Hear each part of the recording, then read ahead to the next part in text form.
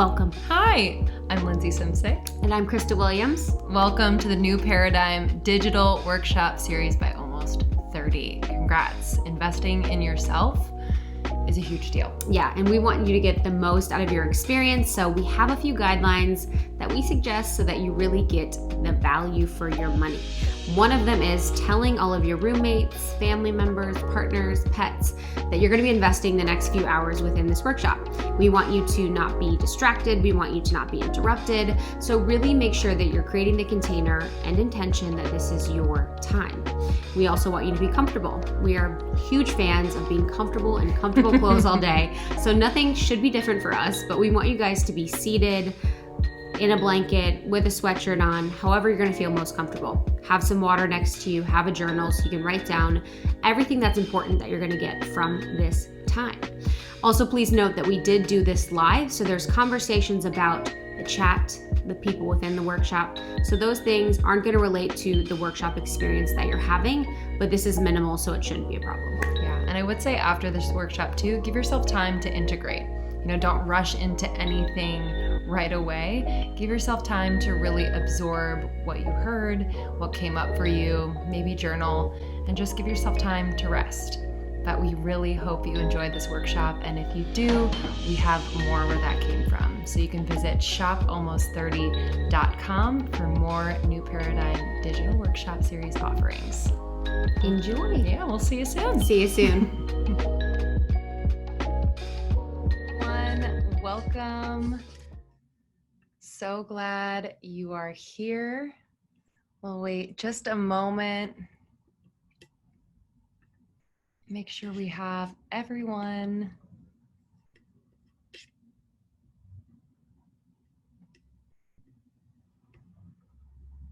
Okay.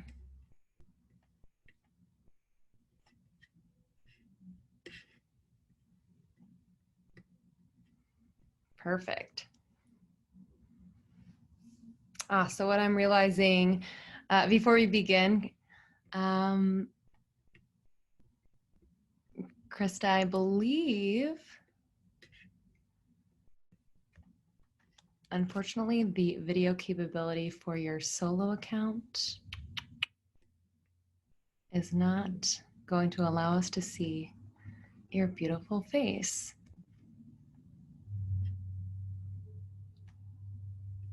All right. I'm going to unmute you. There we go. Hello. Hello. I think there's another link that I should say. It's possible that, technical stuff, y'all. Real life. It's possible that you can sign into the Almost 30 account. That way we can see your face. Got it. But while we figure that out, I just want to welcome everyone to our New Paradigm Workshop series. I'm so glad you're here. This is a series that Krista and I started because we wanted to not only continue supporting our own evolution, but all of you out there. And with so much going on in the world, I think it's now is just a better time than ever to go inward and really do the work and also learn more about ourselves. And this specific workshop we have been wanting to do forever with Jessica since we interviewed her years ago. And so this is just perfect timing, a workshop all about your Saturn return, which, as many of you know, is why we started Almost 30. It was a time of lots of doubts and fears and confusion, and it was very confronting. And so we started Almost 30 as a way to support one another and really have healing conversations. So I'm just so grateful to have you all here. I would love for you guys to start chatting in the chat, introduce yourself, where you're joining from, and I'm actually going to release a poll so we get an idea where you are as it relates to your Saturn return.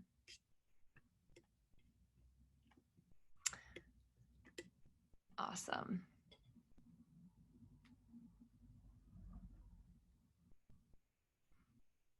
All right. So while you're doing that, and make sure that in the chat you have to all panelists and attendees so that everyone can see it.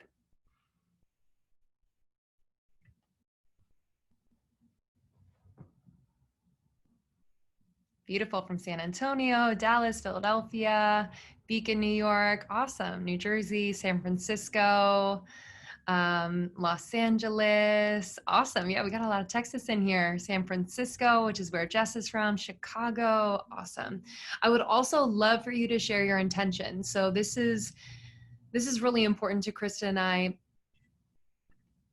This is really important to Krista and I. To ground ourselves in anything that we're doing. I think an intention serves as just kind of this root in this moment, this grounding in this moment, and really makes the work very focused. So for the next 2.5 hours, you're going to be, filled with a lot of information. You'll have questions, you'll have aha moments, and that intention just kind of clears the channel so you can receive. So I'd love for you to share your intention in the chat now.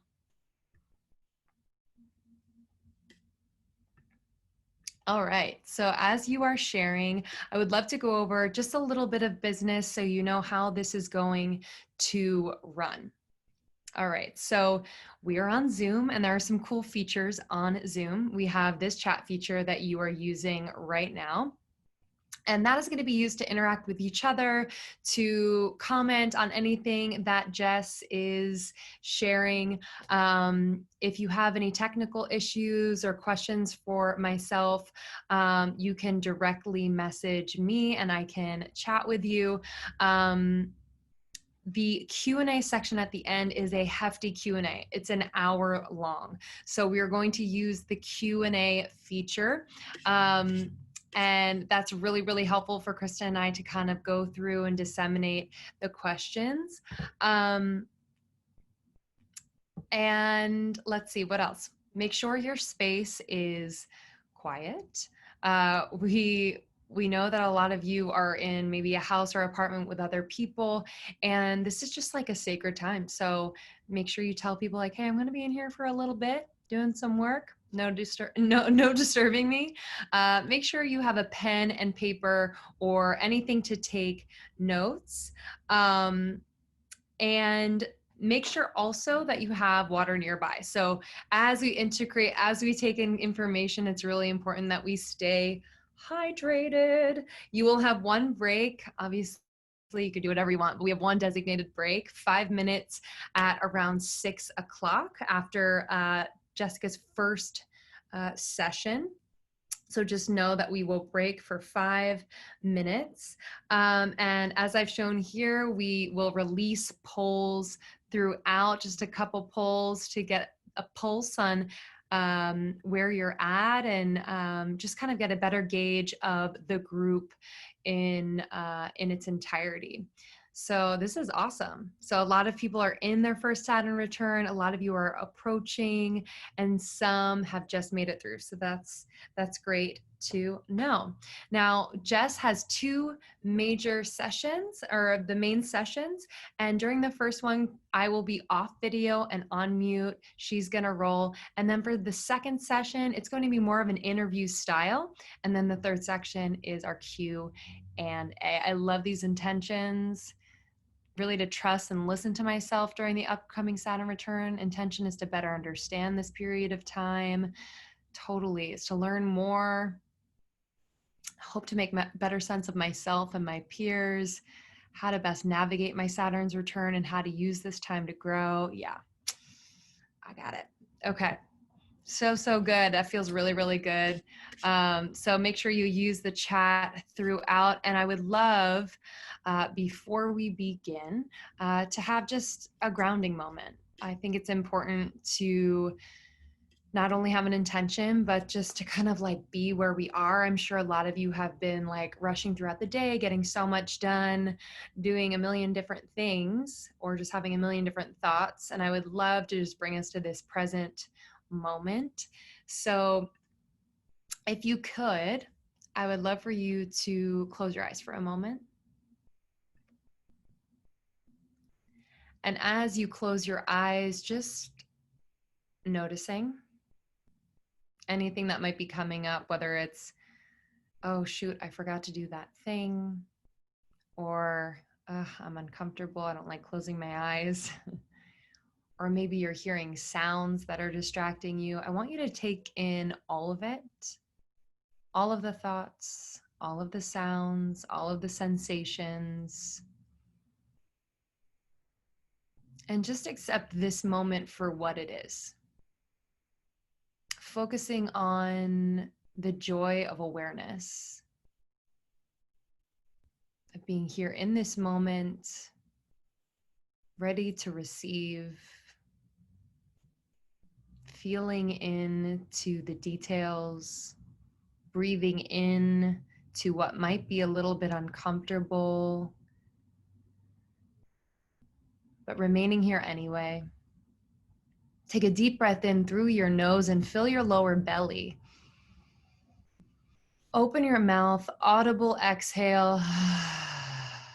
Not sure if you have taken a big deep breath today, but that always feels really, really good. So one more of those all together. Inhale through the nose and a big exhale out the mouth.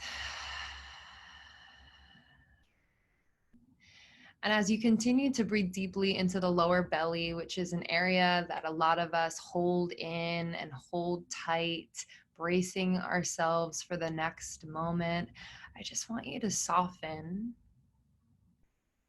Softening with the intention of opening, of connecting. Softening so that you can see parts of who you are and have just the utmost compassion for where you are and what you're going through and what you've gone through.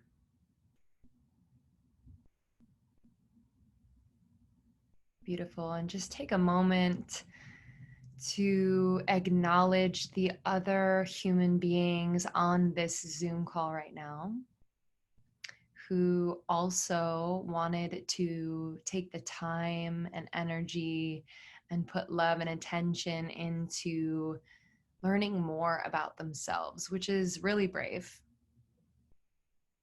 So just kind of sending love, breath their way, because for whatever reason, there is a reason you're all here together. And let's remain open to the possibility that we could be surprised, in awe, experience joy, learn something about ourselves and others that we've been wanting to know or maybe didn't know we needed to know. One last deep breath all together. Audible exhale. Beautiful. Open your eyes. So weird not to see your faces, but I trust that you're there. Before I invite Jess on to join me, I'm actually going to unmute Krista. So sorry for the technical difficulties. You will hear her voice. Hello. Hi, guys. Can you hear me? How do I Yeah. sound? Guys, I Sounded great. I did my makeup and it's Oh, killing me that I wasted a makeup evening, but we'll hopefully figure it out in a second. I'm really excited that you're here. Jessica is such a unique, special soul, and the reason why, we wanted to do this with her among so many other reasons is that what she does is out of honesty and integrity. And we love the fact that she is an activist. She is a believer. She is someone that does what she says and says what she does. And when we met her, over a year ago when we had our readings, she was one of the only astrologists that we've been able to work with that was really truly honest, really truly honest about what was going on with us and what was to come in the future. Yeah. So we knew that we had to have her come and do this with you all. And she really has a wealth of knowledge. She's been in this space for over 20 years.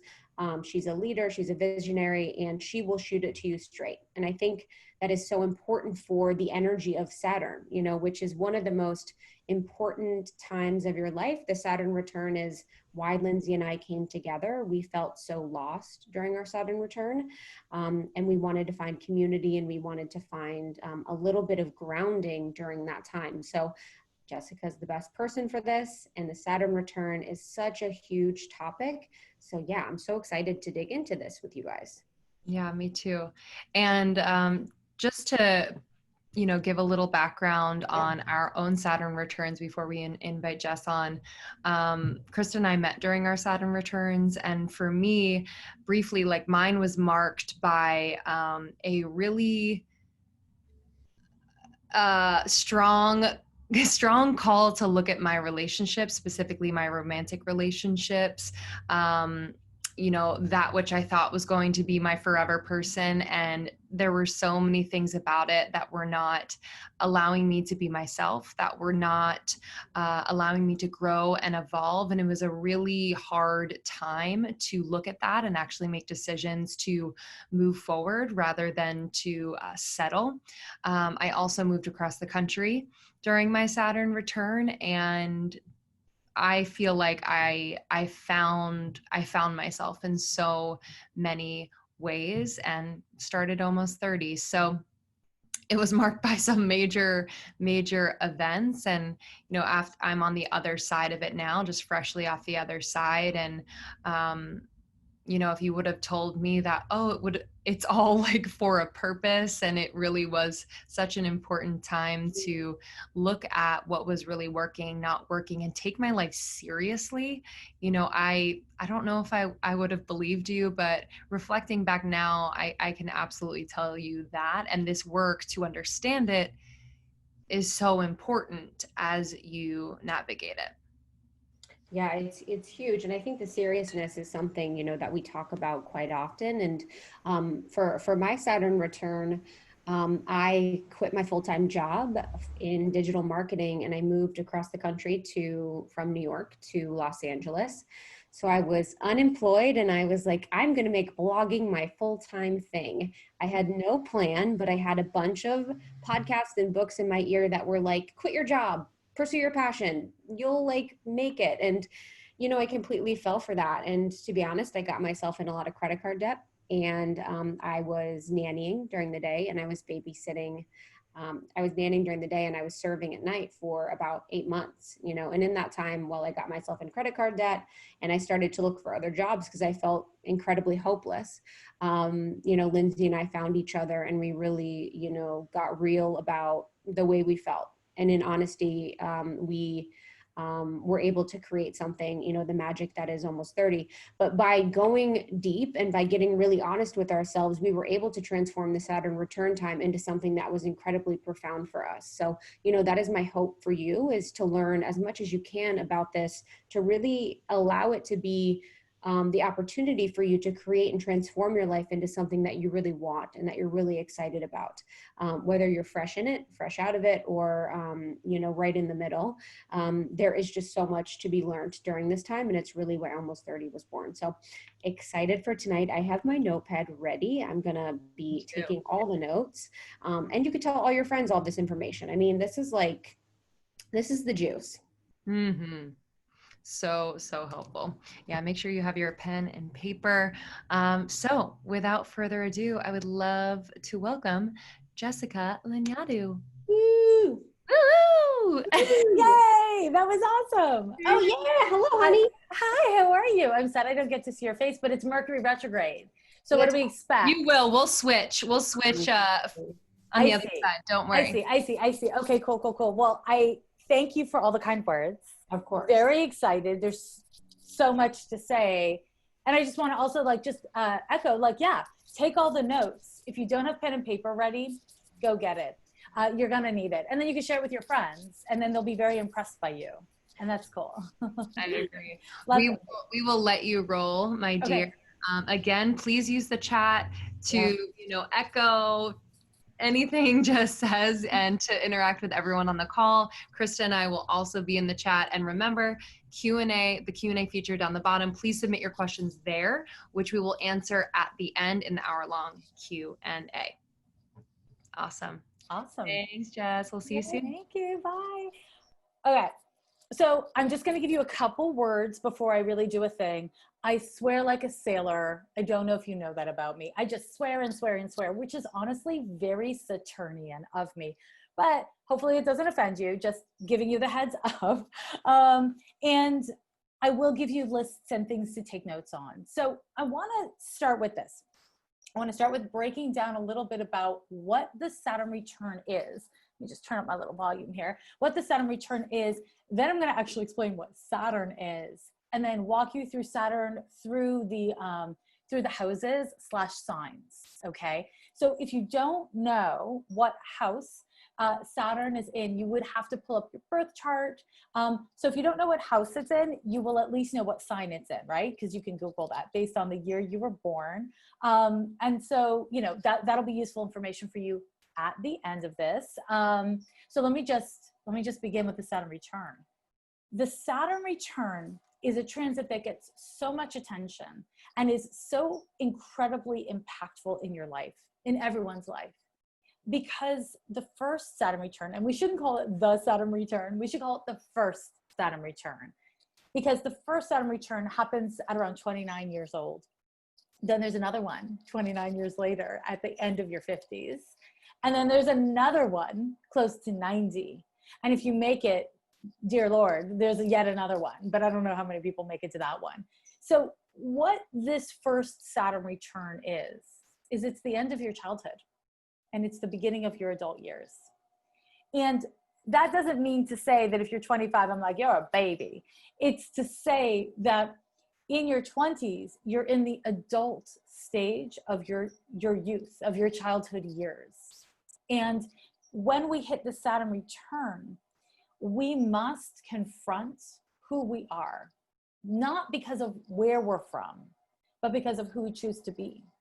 Because of the work we've chosen to do on ourselves. And I say chosen, we don't always feel like we choose it. I'll get more into that in a moment. But the Saturn return marks, all of the Saturn returns, mark a stage of maturity and development.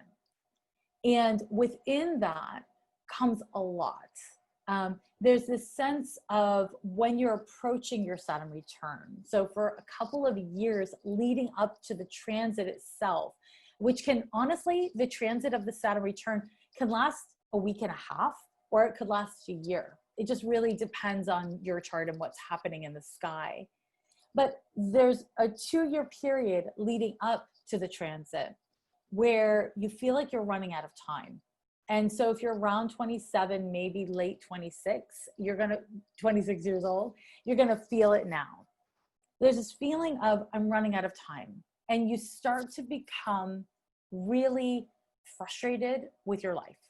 And this is what happens to most all of us. This sense of the things I'm doing with my life don't give me meaning. They don't make sense. The people in my life aren't really a match for who I am, or we've outgrown each other, but we're still connected. Consequences start to come up, but we're not sure how to cope with them yet. And this period, this couple-year period where we feel like we're running out of time, most of us respond to in a 20-something way, impulsively. We try to fix it. We're like, this feels bad. Fix, Band-Aids on bullet wounds, Band-Aids on bullet wounds. But then the Saturn return happens. And when the Saturn return occurs, it may be something really dramatic and obvious that occurs in your life, or it may be something kind of more subtle and internal that happens in your life. But whatever it is an opportunity for you to engage with greater intention and integrity. And I saw in the chat all of your questions, or I think I caught all of them, of like, not in questions, intentions about what you want to do with this time and with your Saturn return. And I want to make sure that you know I'm going to get there for sure. But the Saturn return in general, it's when we lay the foundation for the next 29 years, which is why it's such a big deal. It's when we're closing out the first 29 and opening up to the next 29. And what you should know about your second Saturn return, because it's directly related to your first Saturn return, is that it's peak adulthood. So your adulting that you were doing in your 20s, excellent. The adulting you do post Saturn return is different. It's just different. And, you know, as they were just talking about, it's like you can feel the difference. Something shifts with the Saturn return. Now, the foundations you lay now, you will build upon until this peak adult moment, close to 60. And again, I'll unpack that further as we go. But what I want to let you know about the Saturn return time is it is meant to confront you with something of yourself that is uniquely your own. It is meant to confront you with fear, with the ways in which you failed. And this is part of why people talk about the Saturn return so much and why it's such a pivotal time, because we become really, we can't walk away from, we can't look away from the ways in which our life does not reflect what we want it to. And this is why one of the most common questions I get about the Saturn return is like, what can I do to make it okay? And it's not the right approach. I know it's an annoying thing for me to say, but ideally what we're meant to do during the Saturn return is, bear with me, I'm going to give you a gardening metaphor because I love gardening. And if you don't know anything about gardening, this is not going to make a lot of sense. But basically what you want to think of this is as pruning. You want to go into the garden and be like, oh, look, I planted roses over there, but they're overcome with weeds. I've got to pull all the weeds. Oh, now I see that the roses aren't getting enough sun. I got to uproot the roses and move them somewhere else in the garden. What we're meant to do during the Saturn return and Saturn transits in general, because there's a bunch of Saturn transits that lead up to the Saturn return, is be honest with ourselves about where something we thought was a beautiful flower is actually kind of just an invasive weed in our lives. Where we thought we were taking care of things, we were just hiding. And now we're starting to see the consequences. So there's a lot more to say about this, but I want to say that it's hard is not a failure. And, you know, people in their 20s say to me all the time, I've been doing so much work on myself, there's no way I'm going to have a hard time with my Saturn return. And I always say, that's cute. Because that's not really what it is. It's not like a sign of failure or misconduct if it's difficult. It's the sign of growth. Saturn governs a lot of things, and I'm going to give you a list. But amongst the things that the planet Saturn in astrology governs is your bones and your teeth. And it governs your epidermis. So that's the organ of your skin. It's not your complexion, that's Venus. It's the organ of your skin, that organ that keeps you separate. So I'm not oozing guts and blood and muck. I don't know if it's muck, but okay. Saturn is our bones. It holds us up. It keeps us distinct. And it's our teeth. It allows us to like tear into food and stuff like that. In other words, Saturn is our structure. It's what keeps us together. And when we go through something as profound and life-changing as the Saturn return, what's happening is we're going through like a bone change. We're going through meaningful transitions to parts of ourselves that don't feel flexible. Doesn't matter where Saturn is in your chart. Doesn't matter if you're all like water and mutable and easy chill person. Saturn is the part of our nature, or represents the part of our nature that isn't super comfortable with change. And part of why that is because Saturn in the birth chart is where we want to be secure and stable. Again, differently than Venus, which is also associated with security. The security of Saturn is specific to society. Bear with me as I get into that. So Saturn governs society. It's the hierarchies within culture. It's the church. So it's not the spiritual relationship to God, but it's the structure of the church. It's the institution. It's institutions kind of like on a structural level in general. It is the planet that governs patriarchy, capitalism, where you fit into society or community, like what your role to play is. That's very Saturn. And at the Saturn return, we become really kind of for the first time in our lives, viscerally clear that we are a part of something bigger. And that's very different than the way we are aware of it in our 20s and teens, where actually a lot of the best activism occurs and a lot of like great creation comes out of people. It's different. The Saturn is, you know, kind of a boner killer. Saturn is not about like, I am creating. It's like, oh, I have a duty to create this thing. That's Saturn for you. And so the Saturn return, well, let me stay with, I want to give you more details about Saturn. So Saturn in general is the planet that we want to look to for understanding how we feel about our place in society. And for a lot of people, for a lot of reasons, we don't feel safe in the community we were raised in, the community we live in society in general. We don't feel safe necessarily in our bodies. And where Saturn is in the birth chart, so the house that it falls in, articulates that part of yourself where you're struggling to own your presence in this life and really be there, okay? Now, I'm gonna give you a couple like little more Saturn-y facts, okay? Saturn is the planet that rules the sign of Capricorn. So it's all about, and Capricorn and Saturn both sit at the top of the chart. So it's related to your conscious life objectives. The midheaven, you may have heard of it. It's your career point in the birth chart. That's also ruled by Saturn.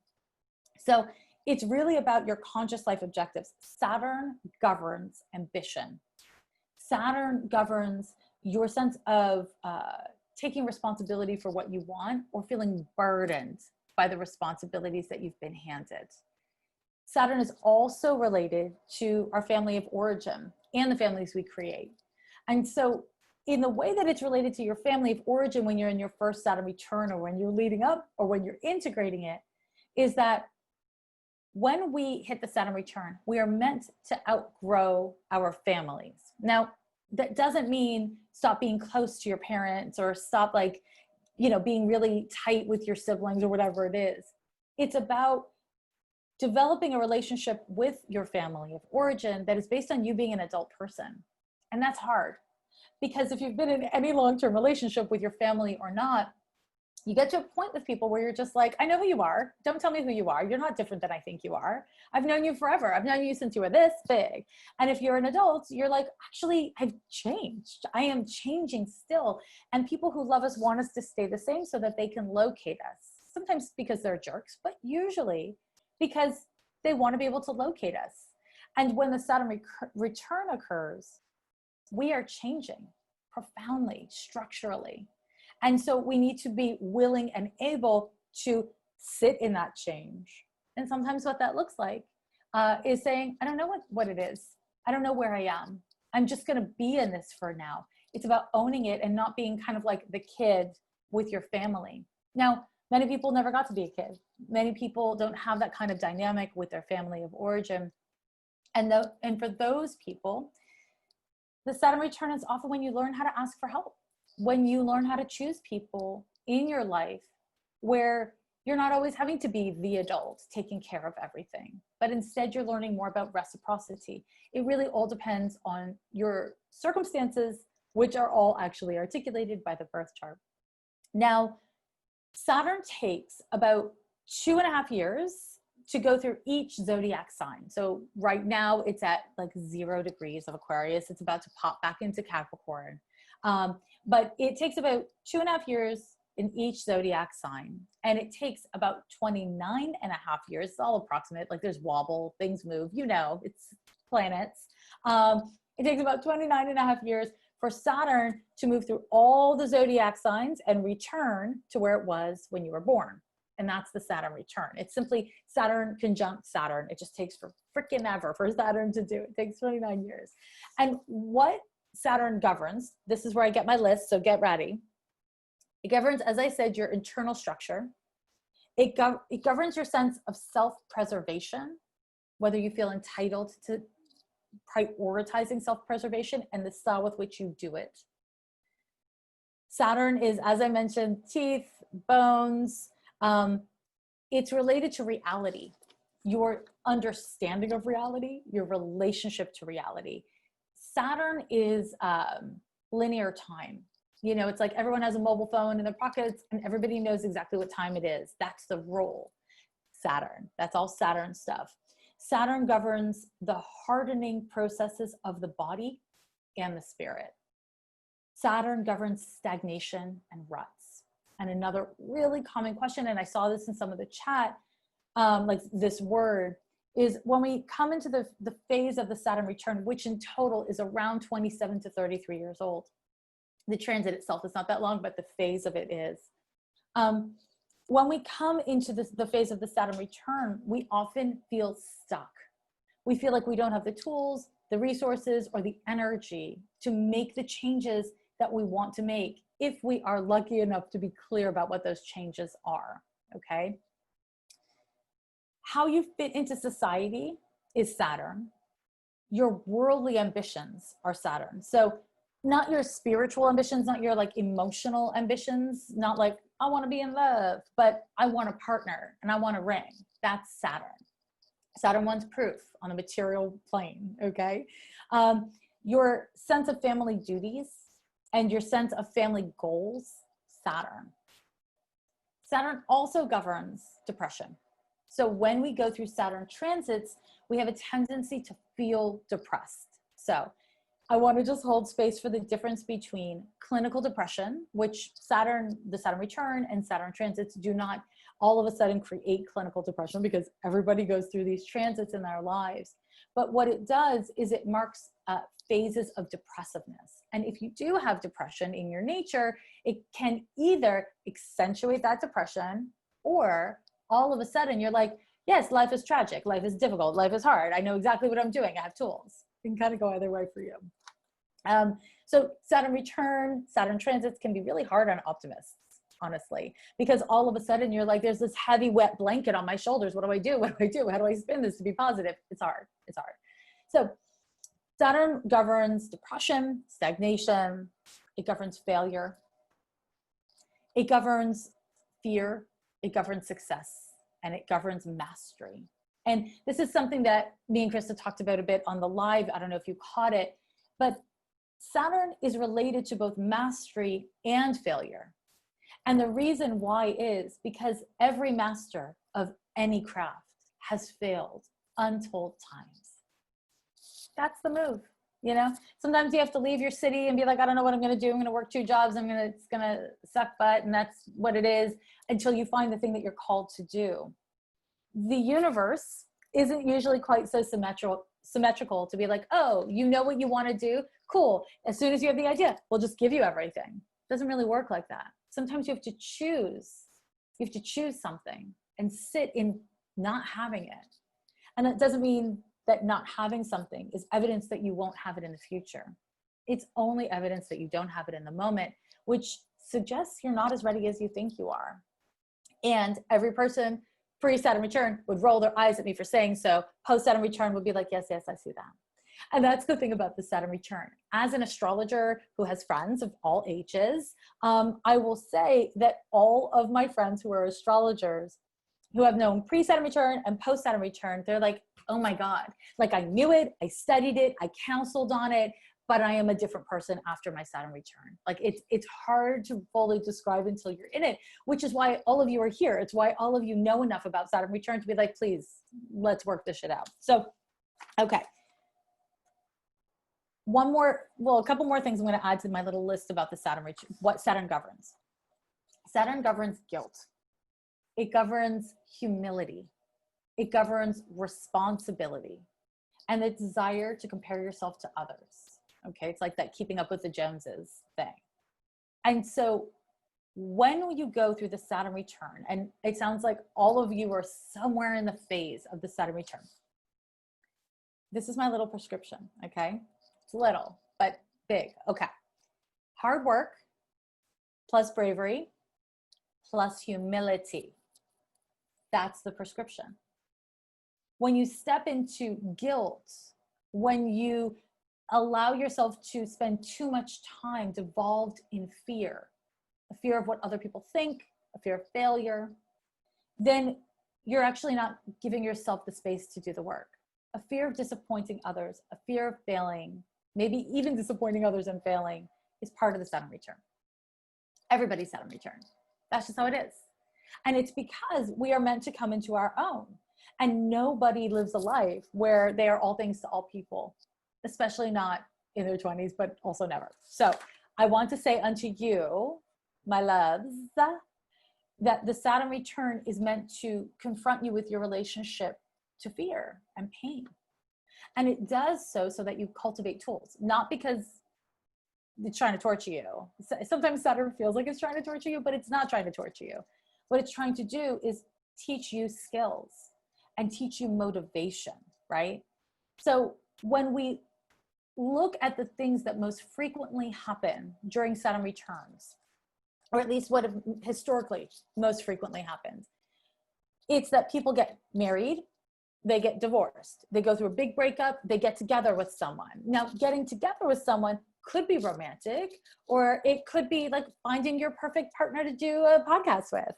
It could be finding a bestie that you're like, oh shit, this is what friendship is supposed to be like.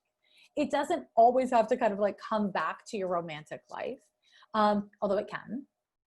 And the Saturn return often finds us kind of doing these things because Saturn is related to how you fit into society. And so, you know, what has historically happened, majoritively happened for people, is that they've come into this sense of like, I've got to go back to school. I'm graduating from school. I've got to start my business. You know, it's a sense of like, I gotta get it together. But here's what's interesting. We are living a lot longer, theoretically, right? Humans are living a lot longer.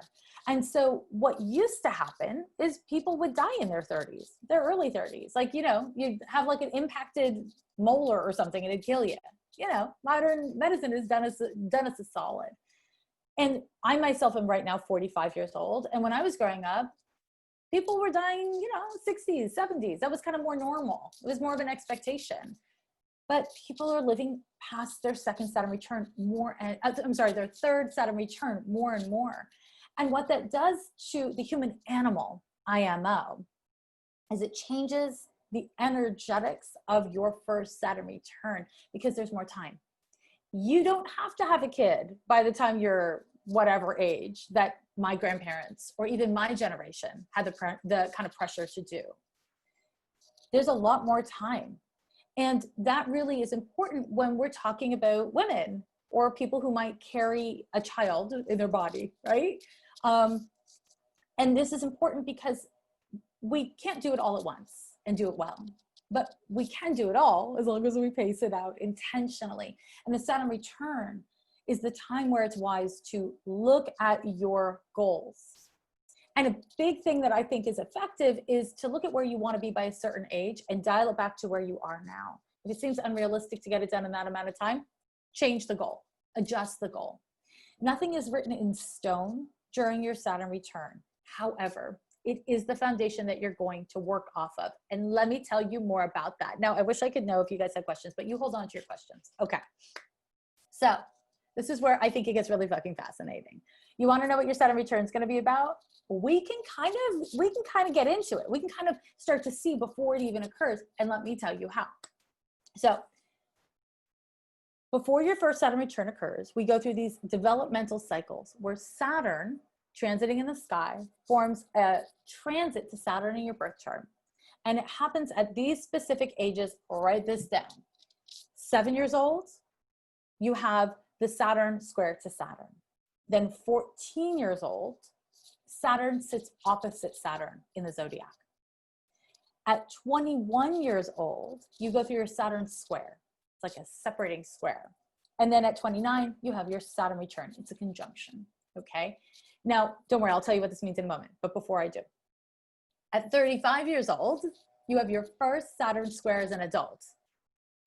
At 42 years old, you have your first Saturn opposition as an adult, and it often coincides with the Uranus opposition, which is kind of like another Saturn return style transit. Not to freak you out, that's the real midlife crisis, my loves. that's the one. But anyways, 49 years old, you go through your second adult Saturn square to Saturn.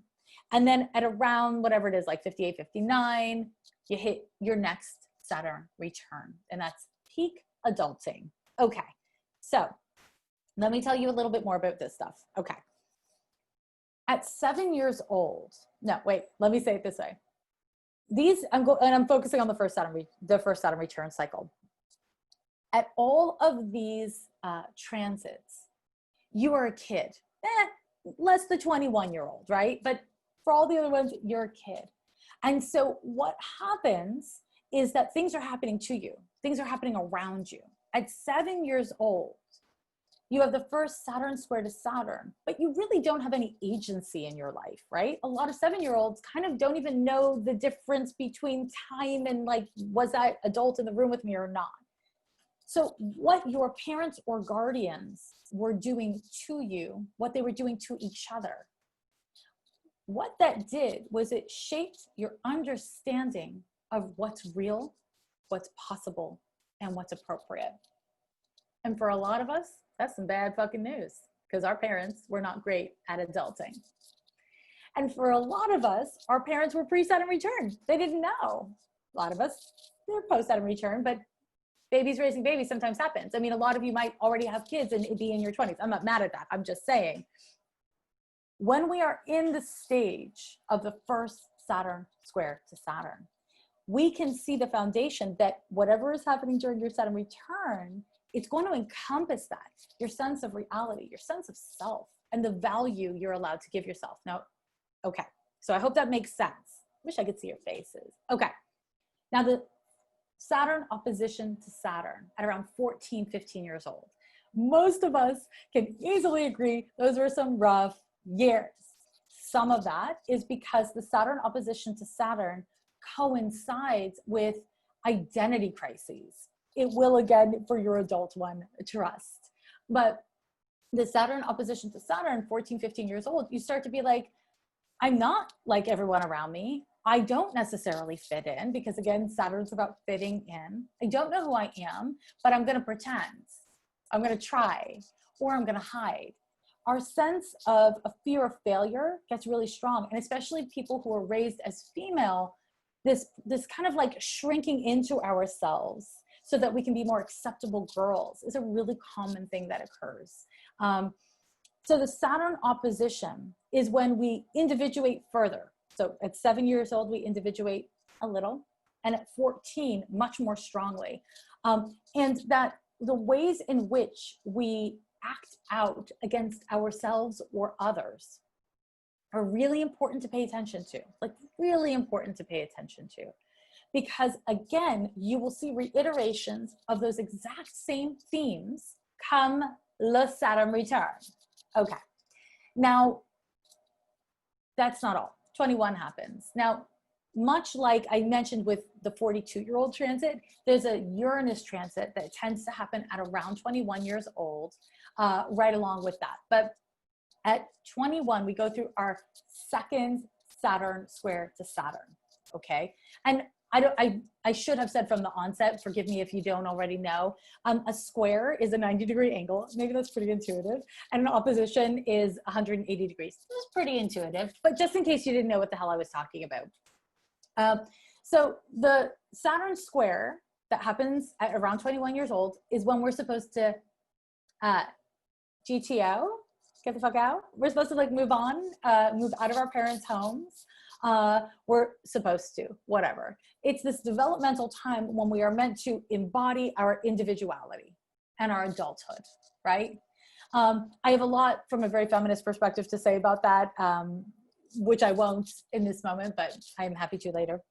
And because it's complicated when women weren't allowed to do anything other than live with their parents and then their husband, right? Like that's a complicated thing. But in any case, the 21-year-old Saturn square is usually tense and upsetting, but easier than the first one, okay?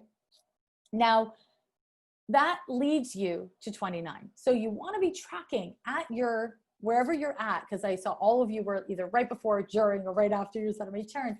what you want to track is what are the themes that were going on. 7 years old, approximately, 14, 15, approximately, 21, approximately, and then here, because it's all the same themes. Everywhere you go, there you are. That's just the thing. That's just the damn thing. And so within all of this, what you want to know is that those themes are yours to manage. And that might look like you breaking those themes, right? So you may have had parents or guardians who weren't good at adulting, and they weren't good at taking care of money stuff, or they weren't able to act kindly to the people around them. And in your 20s, you may have done your own version of that. And come your Saturn return, you can set intentions about how you do want to be kind, and you do want to manage your resources more responsibly, etc. The point is not to be it's not the time to be like harvesting the fruits off the tree. It's to be pruning the tree. Okay, all of these Saturn transits are when we become really deeply aware of what is and is not working.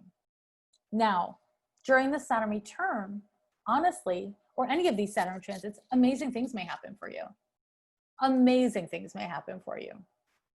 But generally, it's not like a bucket full of wonderful. It's usually a mixed bucket full of wonderful and difficult and all the things. And if you have a fear of success, as many of us do, then that will be your own burden. Isn't that fun? Saturn will burden you no matter what. Fun. Okay, so let me do a damn thing. I'm going to walk you through this a little bit more. So okay. So when we talk about the Saturn return, any Saturn conjunction really to any planet, there's a sense of being forced. There's a sense of a beginning, okay? I'm being forced into a situation. I'm being forced to deal with this. I'm being forced to confront my shit. The Saturn squares are all about, I hope I'm not talking too fast. I have a tendency to do that. The Saturn squares are all about objective understanding being reached through action and engagement. Squares are tense. And the way I always like to describe a square is, have you ever been hiking? Boop, boop, boop. Saturn is like, Saturn governs actually weed, hash, and hiking. I don't know why I put all those together, but I did. So put that in your pipe. Okay. So, you know, you're hiking, you're like taking a walk, and you're walking to the top, and you see that there's like a vista over there, and then you would turn the corner. Well, you can't see past that turn, right? You don't know what's on the other side of the turn, even though you know you're on the right path, or you hope you're on the right path. Squares are like that fucking turn. It's a 90-degree angle. You're going on your path and something needs to change. And that change may be coming from within, or it might be coming from outside of you. But Saturn squares are always about needing to turn a corner actively and needing to deal with whatever the hell that means. And it's always a little chaotic. Nobody knows in advance. So Saturn oppositions. This is where, whenever we have oppositions, there tends to be projection issues, which is what astrologers basically call relationship issues. So they're always about relating to others and how others relate to us.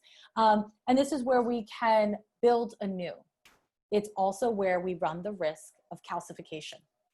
This hardening process that I mentioned of Saturn, right? I've mentioned this in a couple ways.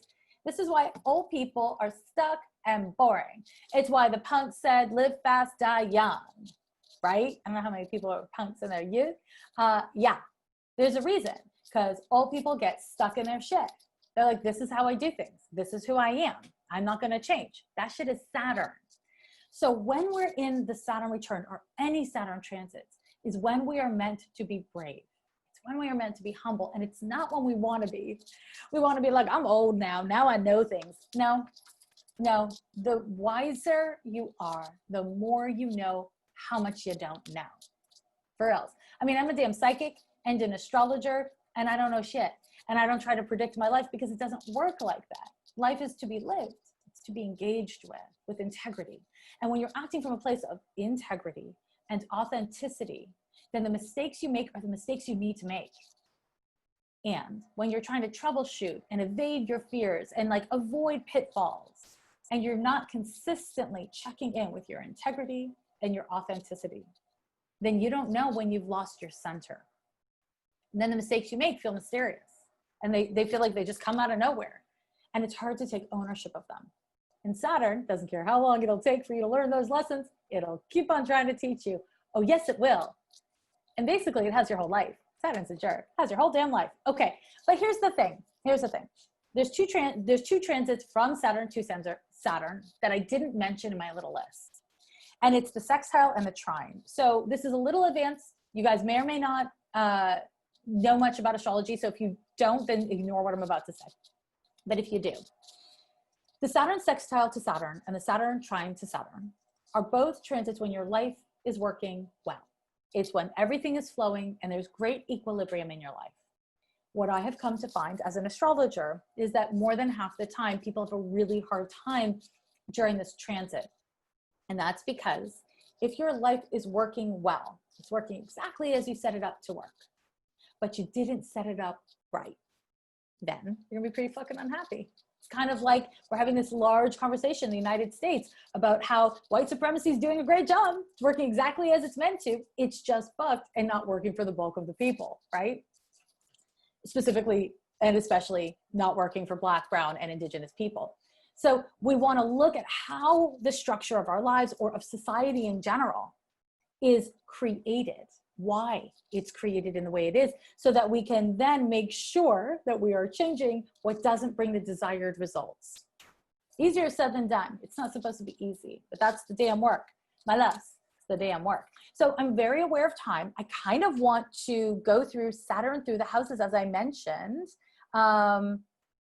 Okay, wait, so, okay, great. I'm just looking at your little questions, objective understanding. I don't know if I explained that enough. I just all of a sudden, I'm just gonna keep on going. But if I'm all of a sudden for the first time looking at the chat, sorry. So let me know if I didn't clarify what I meant by that turning the corner thing. Somebody tell a Capricorn.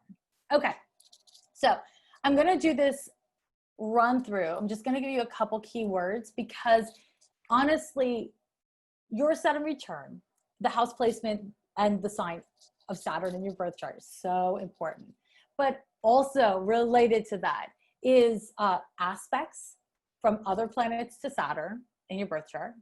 And that is like a massive, massive part of your experience. So I'm gonna just give you little cheat sheets, they're crib notes. Don't get too attached to them, but I hope they help you. Okay, so Saturn in the first house / Saturn in Aries, okay?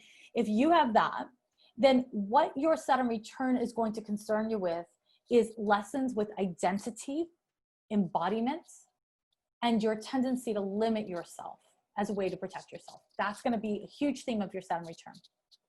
If you have Saturn in the second house or in the sign of Taurus, themes of your Saturn return are going to be related to your values and your sense of valuing yourself and your finances. Not just your personal finances, but also like your stuff. You're gonna have like issues around what you own, your stuff. Saturn in the third house people or Saturn in Gemini people, their Saturn return is inevitably going to involve communication issues. So this might be communication with friends or colleagues or siblings. A lot of times people with Saturn in the third or Saturn in Gemini have some sort of like sibling related ish come their Saturn return, okay? And I hope you know what an ish is. I do, it's an issue. Okay, so Saturn in the fourth house or Saturn in Cancer. This has to do so much with your sense of belonging within family, right? So that could be your family of origin, or it could be the family you're creating now, or that you don't have a family now that you've created, right? It's also related to healing childhood trauma, childhood issues. So there's a lot that comes up when Saturn is in the sign of Cancer or in the fourth house in that regard. Saturn in the fifth house people are generally dealing with themes related to their sexuality, to fun, and what they're having to figure out is what's fun. Like, how do I define fun? What do I actually think is fun? Whether it's in bed or it's just like as a person. Saturn in the fifth house people are often dealing with issues around procreation and kids. So that might mean the decision, the impatience, or coping with having kids. It could be any number of things. But those are generally themes around Saturn in the fifth.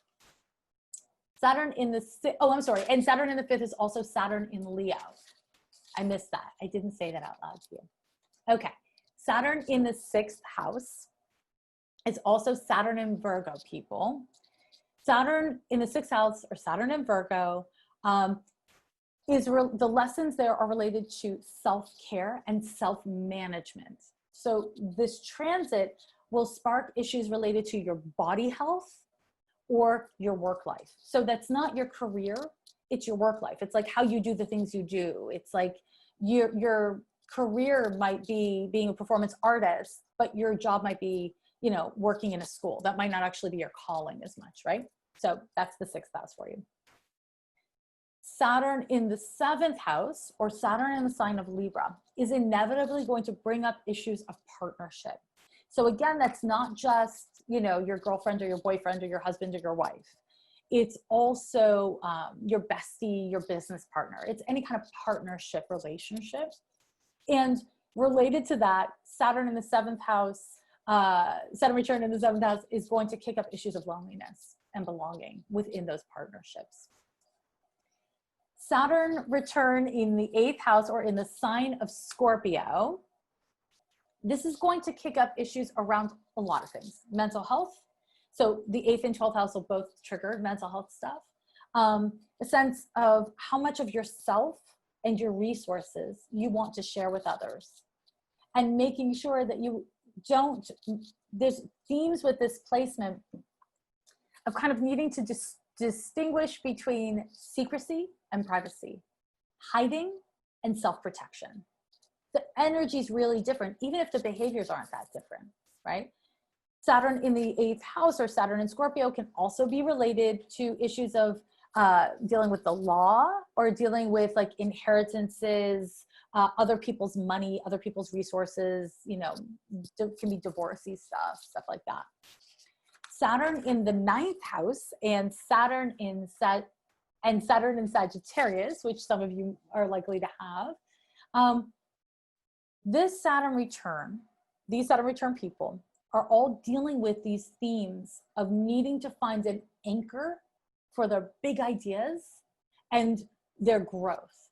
So it's about making their growth and their vision for their lives or for the world material. And it means, this is something that the sign Sagittarius and the 9th house in general fucking hates. It means making a choice.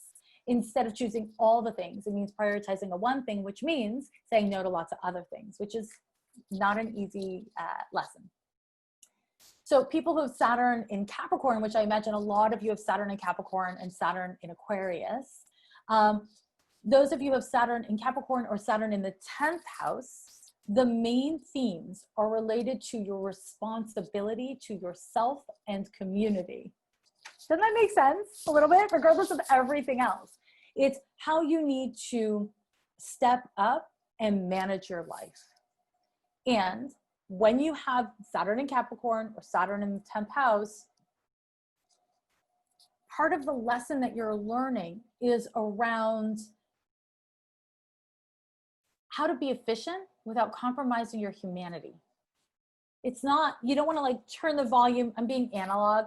I'm using dials instead of buttons. Bear with me. You don't want to turn down your humanity to turn up your productivity. You want them to be like set at similar levels. And so what that means is living ethically. Saturn and Capricorn, your generation, it's all about learning how to live ethically, whatever that means for you, sustainably and ethically. Saturn in Aquarius, people, and also Saturn with people with Saturn in the 11th house, main themes are around boundaries. Boundaries with others, boundaries with the self in relationship to others. And also, much like Saturn in Capricorn and Saturn in the 10th house, it's your place in society. Now, Saturn, Capricorn's relationship to society is like, I bought a car, I bought a house, I paid my taxes, I do the things. And Aquarius's energy with it is actually really different. It's, I embody the things I believe in.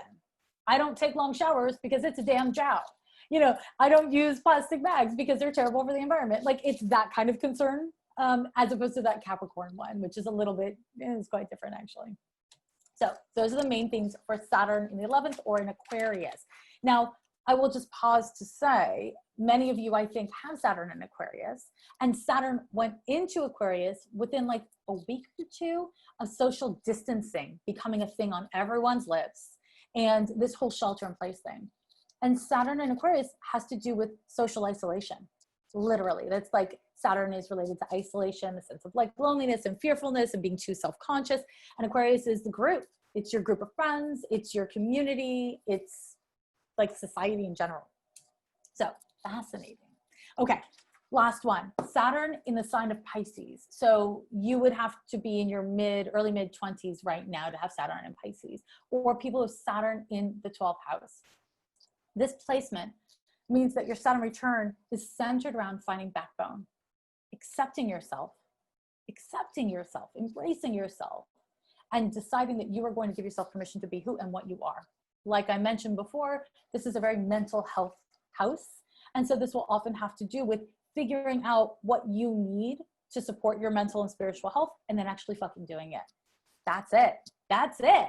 So that's my list. That's your lesson. I'm sure you're ready for a little like shake it off. How are we doing? Are we doing all right here?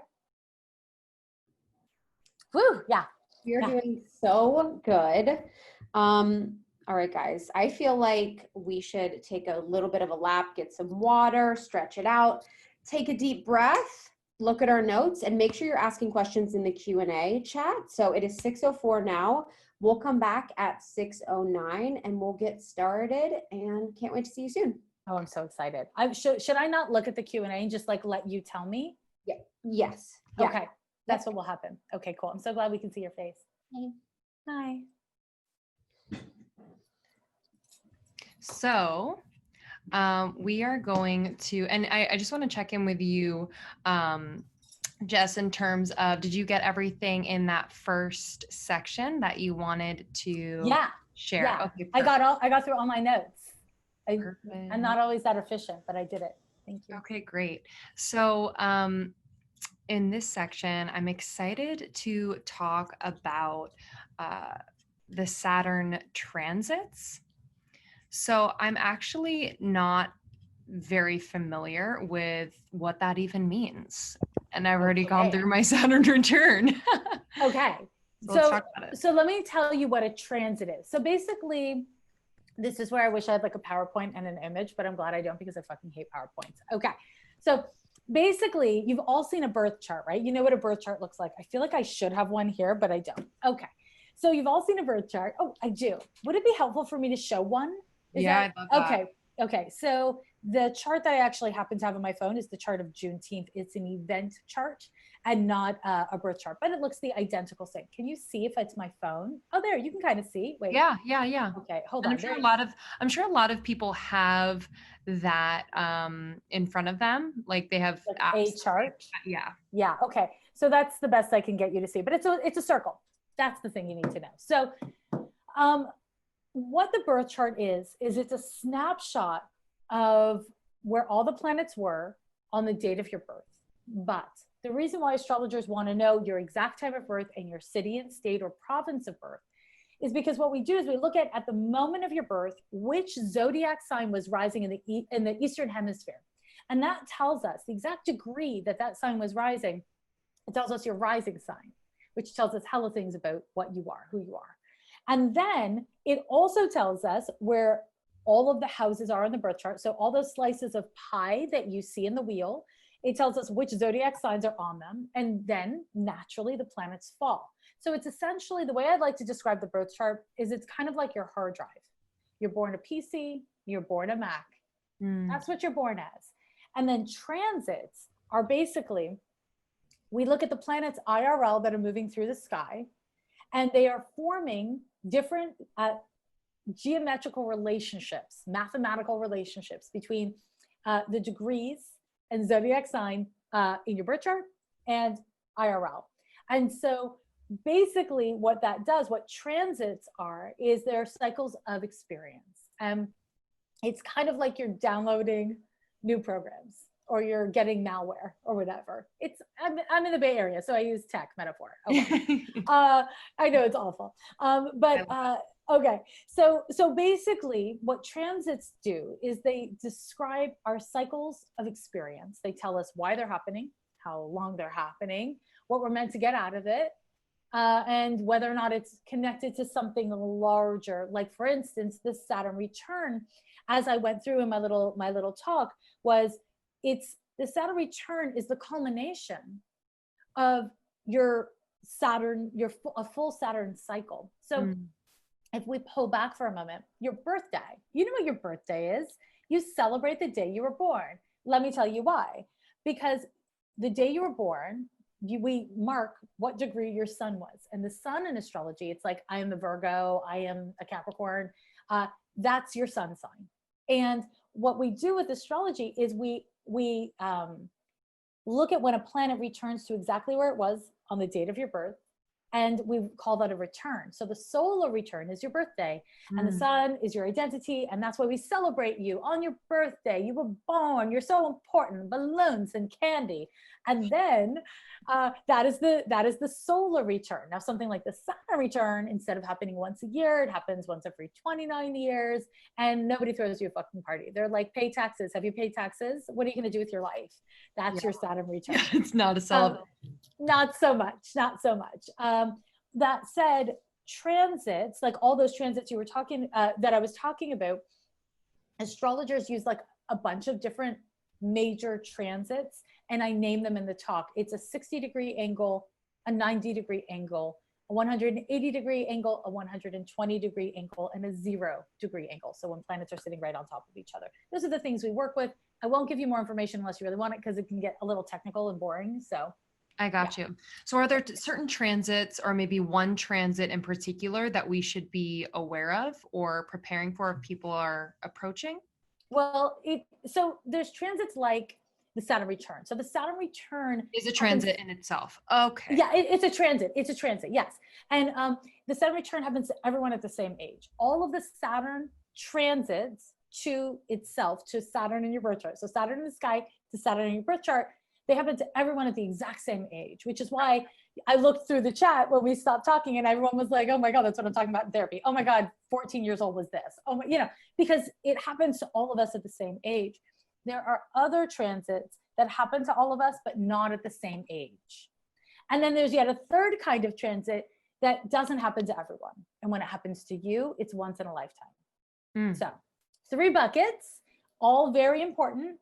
But in terms of like the transits that everyone goes through, at the age group of the people in this group who are here for Saturn return, really just worry about the Saturn stuff.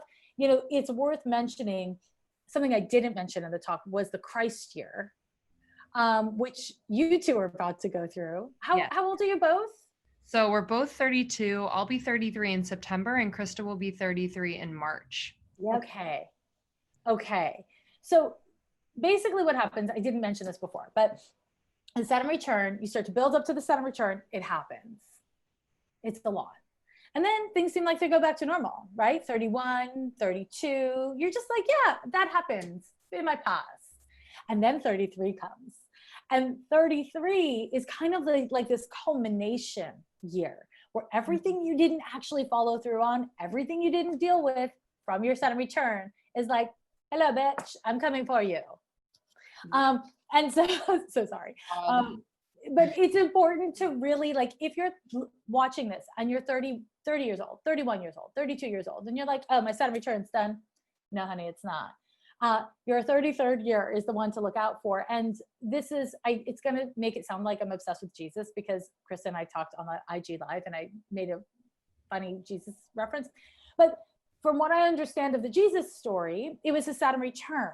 It's part of why they call it the Christ years. Like, he was nailed to the cross at 33. And it was like 33 is like the Father, the Son, and the Holy Ghost. It's like the Holy Trinity. And on an astrological level, the Father, the Son, and the Holy Ghost is really about your material engagement in life, your spiritual engagement in life, and your civic engagement in life, right? Your family, your community. That's Saturn. It's all Saturn. And one last little Jesus-y thing is that, the 3 wise men, they were astrologers. They were using astrology to find the birth of Really? the child. Yeah, they were. This is the thing. My partner was raised evangelical, and it was years into dating where we were having a conversation, and I was like, you know that they were astrologers? He was like, no, they were looking at the stars. And I was like, no, honey, they were looking at the stars. They were looking at the stars. Astrology wasn't separate from the church until the church, it wasn't separate from society until the church didn't want it anymore. Astrologers were used by kings. They were scholars. It was not separate from society, because imagine living in a world where the natural world was the world, right? Yeah, there wasn't like insulation and like electricity everywhere. No one was like hopping on a plane to talk about their feelings with their favorite friend or whatever, right? It's a different world. Right. So yeah, Right. the reason why wise men were astrologers. They were looking at the stars and they foretold the birth of a child like an astrologer would. Fun facts. I love it. Yeah. So I'd love to talk about how to prepare for your Saturn return. So if people are approaching their Saturn return, or even if they just started it, are there things that we can do, reflections, questions we can ask ourselves, practices? What can we do to prepare? Great. So there's a series of things I would recommend. The first one is what I already named, which is look at those ages. If you don't know what was going on in your family of origin, like with your parents around you, maybe your grandparents, when you were around 7 years old, find out, because it shaped your sense of reality and therefore your sense of self. So one thing to do is use this moment to look back so that you can have greater ownership of how it's influenced where you are, and so that you don't carry it with you to where you go next if you don't want to. So that's a really important, very energy and time consuming step. Another thing is, don't live your life for anyone but you. Now, let me contextualize. In the Saturn return, we have to make compromises. We have to eat crow. We struggle. We falter. We fail. We must rely on others. We must show up for others. But if what you're doing is structuring your life choices for other people, for approval, out of fear of what other people will think, you are not going to like your next several years. You're not going to know why, but you're not going to like it. And I don't know how many people have seen people, you know, how many people who are in this group have a lot of friends that are older than them, but there's something that happens in your 30s and 40s where you can get really fucking stuck. And that's if you don't continue to grow and change. So know that your fear and your sense of like, I'm running out of time, I need to like grow up and fix things and figure things out and like get there, those are just feelings. That's not intuition. What you need to do is be authentic and know yourself and act in a way that reflects your understanding of who you want to be and your integrity, right? And if you do that, you cannot fuck this up. Even if you fail, you cannot fuck this up. Whereas if you're too fixated on the outcome and like the ease of things, that's where people actually make the biggest mistakes. Yeah. How do we access, you know, it can be such a chaotic time and so confusing. Like, how do we connect with our intuition in a very direct, powerful way? So Saturn governs fear. And I have this wonderful healer lady that I work with named Nikki Sachi, and she always says, or she said this once, and now I always say it is probably more accurate. But she says that fear turns us into a muggle. And she's right. Fear turns you into a muggle, and muggles don't have fucking intuition that they can rely on. So if you don't want to be a muggle, you want to use your intuition and resource your intuition. First, cope with fear. So here's the problem with Saturn. It's such a boner killer. Like people, spiritual people are like, I want to be in touch with my intuition. I want to heal. I want to do all these things. And Saturn's like, instead, you'll be scared that you're going to fail. You'll be scared that you're failing at listening to your intuition. And so then you can't hear your intuition because you're so scared that you're going to fail at hearing your intuition. Saturn, it's a bummer. So that said, if you want to resource your intuition, trust me with this. You need space and time where your self-care is centered. And this shouldn't be at the expense of your life or the expense of your integrity or your commitments or all those things. It's just about prioritizing and centering that as a part of your life plan, as a part of your work. And usually during the Saturn return, you're doing so much, it doesn't feel like you have any time to like create space for that kind of thing. That's when you need it most. Self-care is most necessary when you're struggling. So center those things. And if that means, 5 days out of the week, sitting for 20 minutes with the fact that you are just too scared to resource your intuition, you're too activated mentally and emotionally to resource your intuition, that's okay. Sit with that. Don't abandon yourself. Don't judge yourself. Don't compare yourself. Just be there. And what will happen is you will be adding and abetting your own maturity. And that is the only thing you need to worry about, is managing your integrity, your maturity, your engagement. Mm-hmm. And that means sometimes just accepting it's not flowing, because it's not always going to flow. Saturn is ice. It is not water. So much there. And I think like what I'm taking from it too is like, there is a simplicity there. I think we are programmed to do and question and kind of keep busy. And what I'm hearing is the value in that space and time and presence, rather than seeking outside of ourselves, doubting ourselves. Yeah. During this time. Yeah. It's a difficult thing to do, because most people during Saturn times do look outside of ourselves, but I know it's not the most effective thing to do. Yeah. Are there certain life milestones to be aware of during this particular first Saturn return? Meaning, like, I hear a lot about getting married, or maybe there's a certain, like a death of sorts, not a literal necessarily, or maybe there's a big move. And how do you suggest, if that comes about, what do we do? Is it just a leave and let be, in terms of like, let it happen how it's supposed to happen? Should there be some sort of reflection there? Yeah, Saturn wants you to take responsibility. That's its main move. Okay. And so, I actually, during my Saturn return, excuse me, I got into a relationship that lasted 8 years. It was a very successful relationship, even though it ended. And I did experience a death, and it was a terrible experience. And I didn't move. Oh, and I did move, now that I think of it, all the things that you mentioned. And when you're in the feelings of that, when you're in the lived experience of that, you're basically like holding on, you're grasping on, you're struggling, you're striving, you're trying to do your best. And what you want to always just keep on returning it to is like, what is my responsibility to myself in this?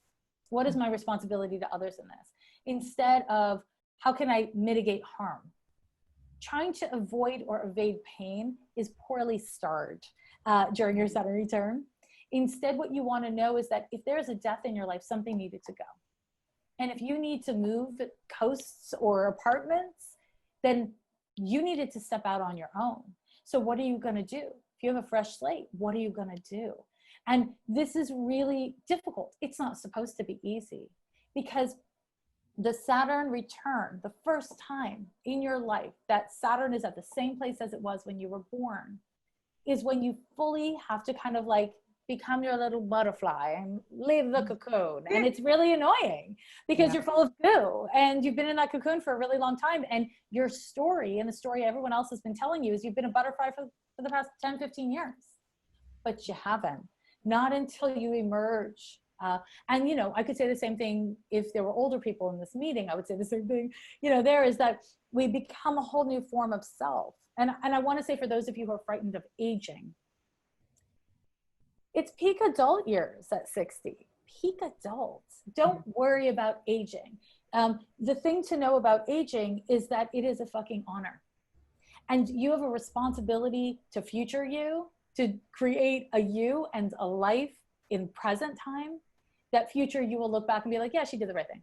That was right.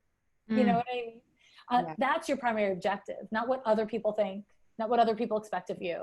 It's being the you that you can actually grow into with joy. Yeah. That's beautiful.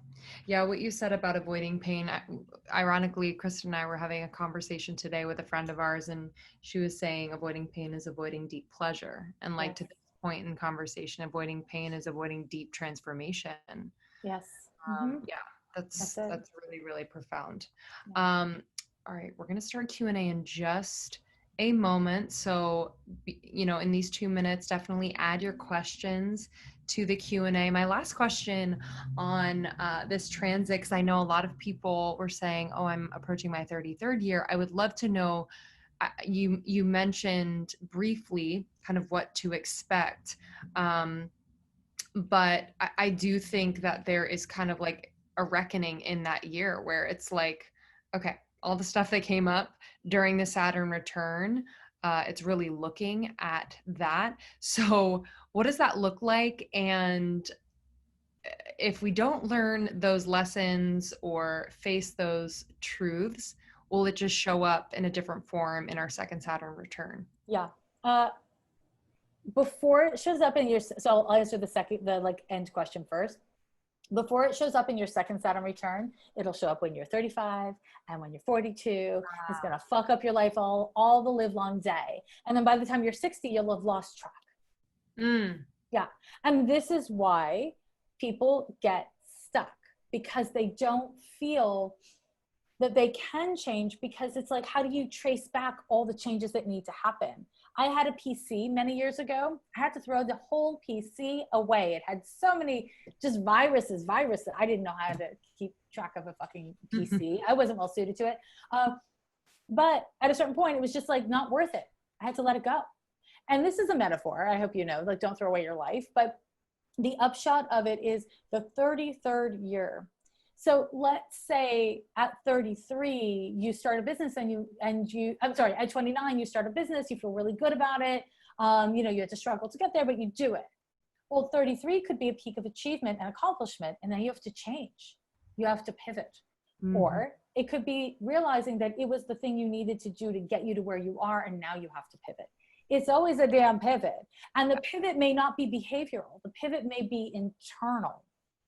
And when I say internal, it's about getting more authentic, taking greater ownership of your position, and what you have to offer and what you need, and making adjustments. Again, Saturn's always pruning.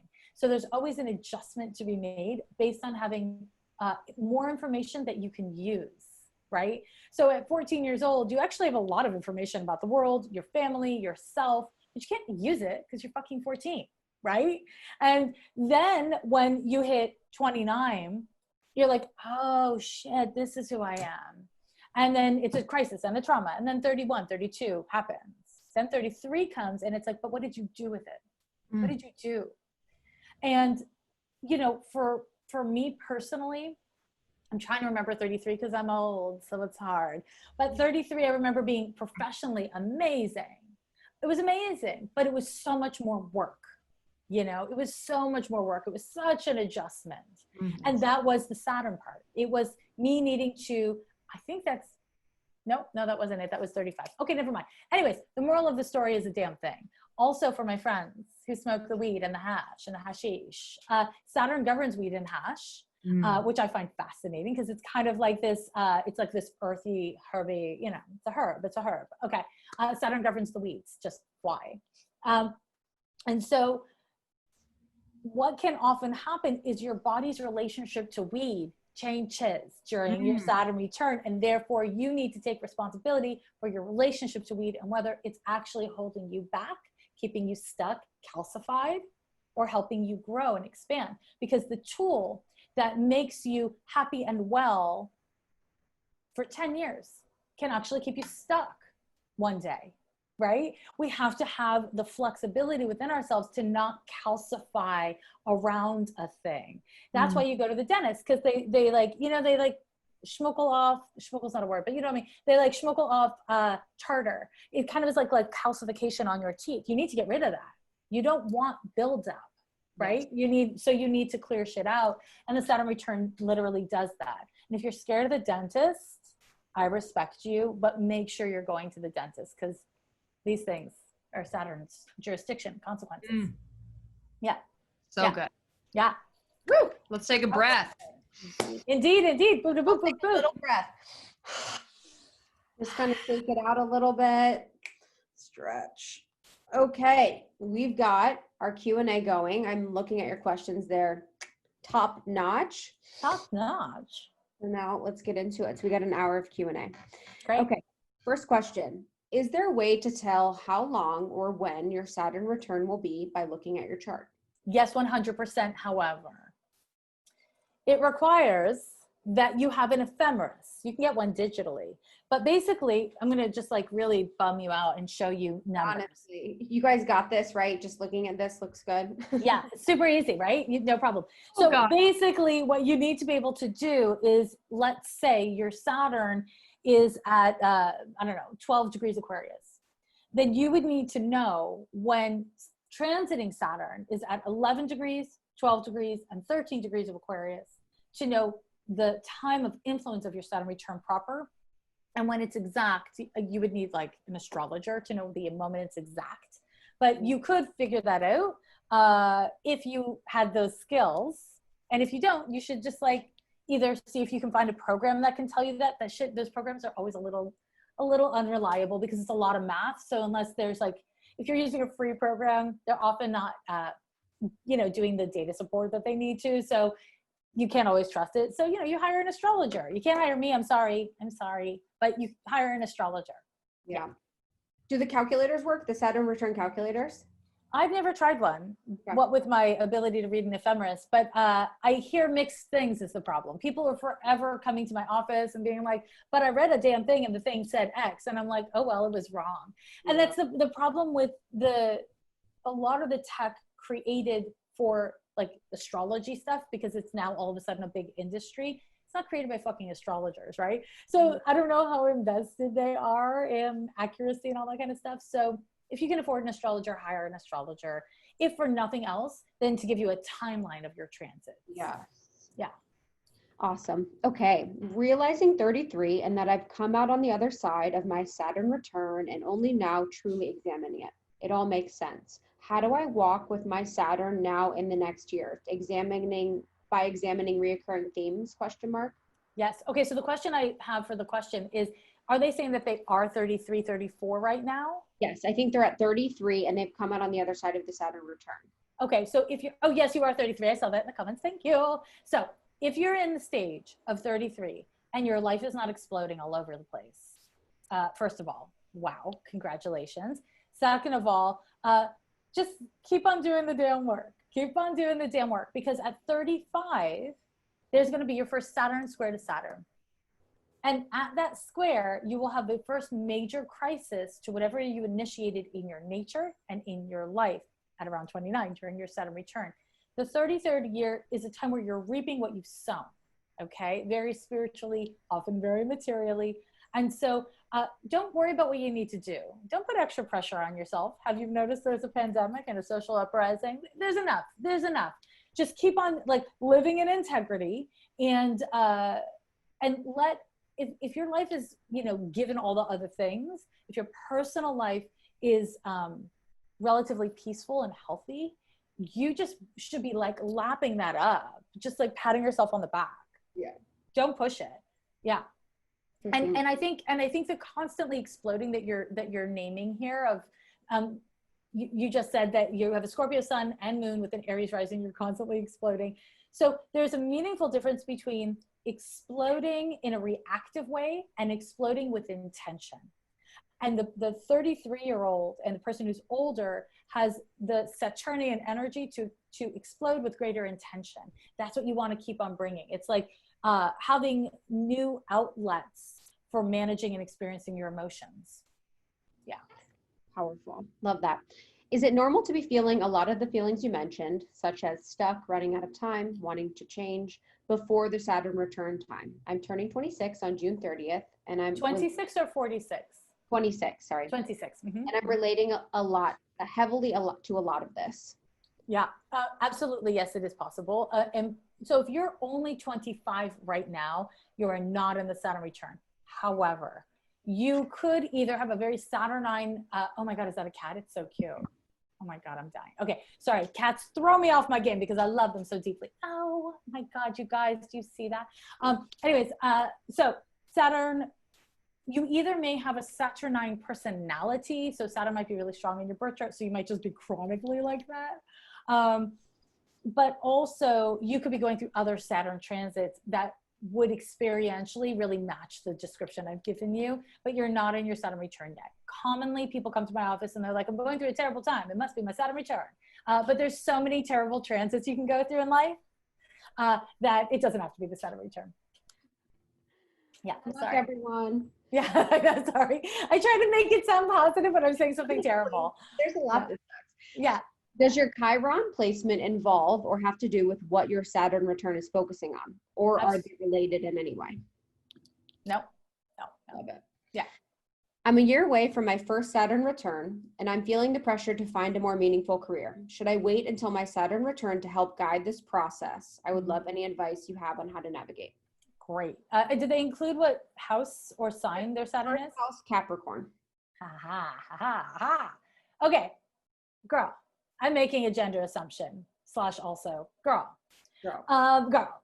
Here's the thing. There's a lot of layers to this. First of all, you don't have to wait for your Saturn return to make a change.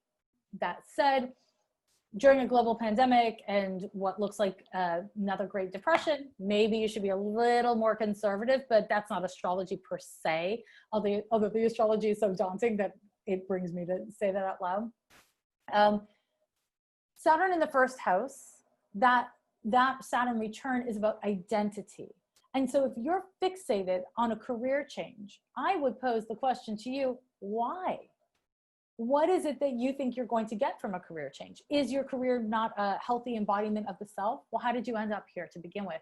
If you stay fixated at this moment on the identity part, the like, how do you fit in? Who are you? What are you? Then you're going to be getting the most out of your Saturn return. And through that process, you may organically recognize what you want to do that's different and make a change, right? That's very common and healthy and great. You don't have to wait or anything. But if you have Saturn in the first house, then that's not a career transit. That's an identity transit. It's a sense of self. So I hope that's helpful. Beautiful. Yeah. So if things that come up during the first Saturn return that you don't address or take responsibility for, will they continue to come up until you address it? Yeah, it's super annoying. And it's not like, again, it's not like symmetrical. So it's not like you didn't deal with it when you were 29. So it came up for 2 months when you were 30 and then 2 months when you were 35. Like it's not symmetrical like that, but yeah, your shit is your shit, which is why you can look at 7 years old and 14 years old and 21 years old and you know what's happening at 29. And the thing is everywhere you go, there you are. That's the rule. It's a rule. And so what you want to trust is that those themes will come to greater stages of healing. They'll come to a healthier place. But a term I use on our live, I keep on referencing, I loved our live, is fail up. Keep failing, keep fucking up, but fail up. Like you want to up your game and how you fail, which means the healthier you get. Fail up merch. What's that? We're making fail up merch. I love that and would wear the fuck out of it. Like fail up, period, the end. I'm very into that. So basically what you want to think about is if you're, let's say at 14, you had an eating disorder and you hated your body.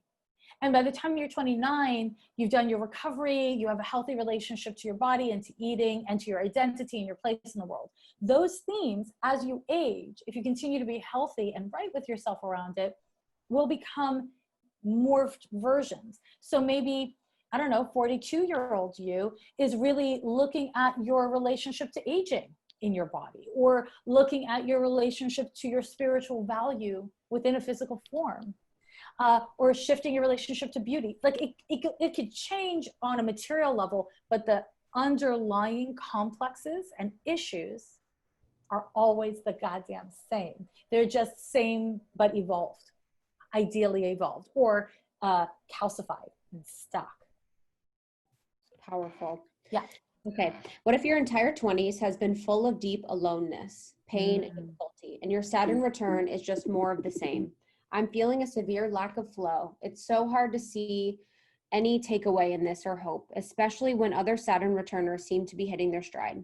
I feel stuck no matter what. Generally, I'm a responsible person who does right by people. I'm going to be 30 in November. I'm the fifth house in Capricorn. I was going to say, this is obviously a 5th or 7th house Saturn person. So here's the thing. Saturn in the 5th house, people, it's hard to have fun and have flow and be spontaneous. You are not a group of friends person. You are more of a one-on-one person. Listen, I have like really embraced and made it my brand to be a cranky boner killer. I would just walk around with a tiny little hammer that said boner killer, and I would just murder all the boners, just hit them. I've embraced that part of myself. And so I've made it funny. I like lead with it so it's easier. When you have Saturn in the 5th at your age still, you're probably trying to like be easygoing, trying to be chill, trying to like, you're comparing yourself to people who are like easy and fun and like they feel beautiful and they're just like taking selfies all day long. That's not you. That's not you, not really. You're a lot more self-serious. And so what you need to do for yourself, and I know this might sound too small, but start to finding what is fun to you. Seriously, what do you think is fun? What do you think is enjoyable? And find one, ideally 3 people that share your definition of fun. And this will require you to let go of control, which is why one person might be enough to start with. It's about letting it go. So the 5th house is where we find the brightest light in the zodiac. It's the sun's place. And Saturn likes to live in the back of a fucking cave. And so Saturn in the 5th house is just like, you shall be alone. You are alone because there's something wrong with you. That is a feeling that you have from childhood experiences, probably what you witnessed between your parents or guardians. And it's not a truth and it's not an inevitability. It requires that you have some self-acceptance and you are vulnerable enough to change and to let people in little by little. But I would start with what is fun, seriously. I would also prescribe, if I may,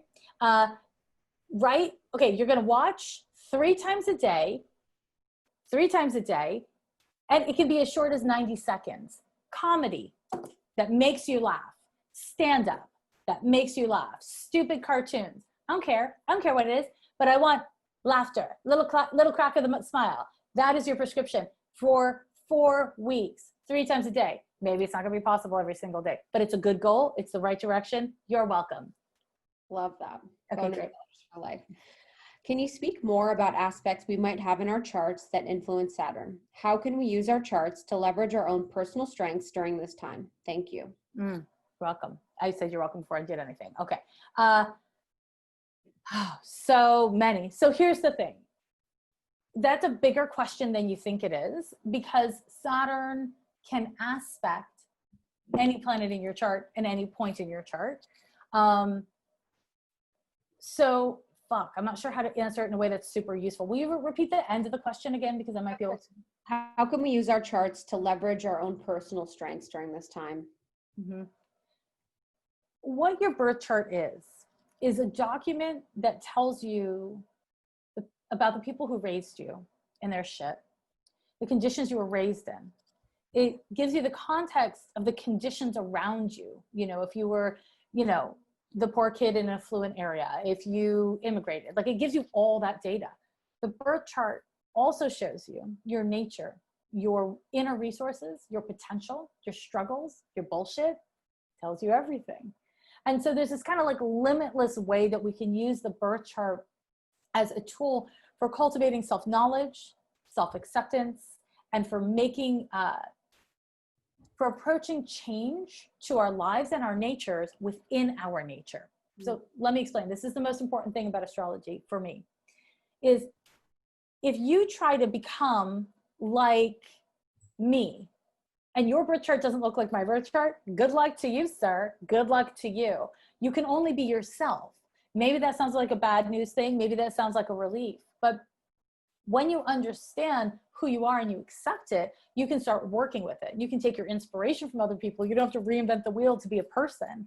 You don't have to be perfectly original. But it is about recognizing that you have your own shit. And the chart tells you how to work with your shit within your nature.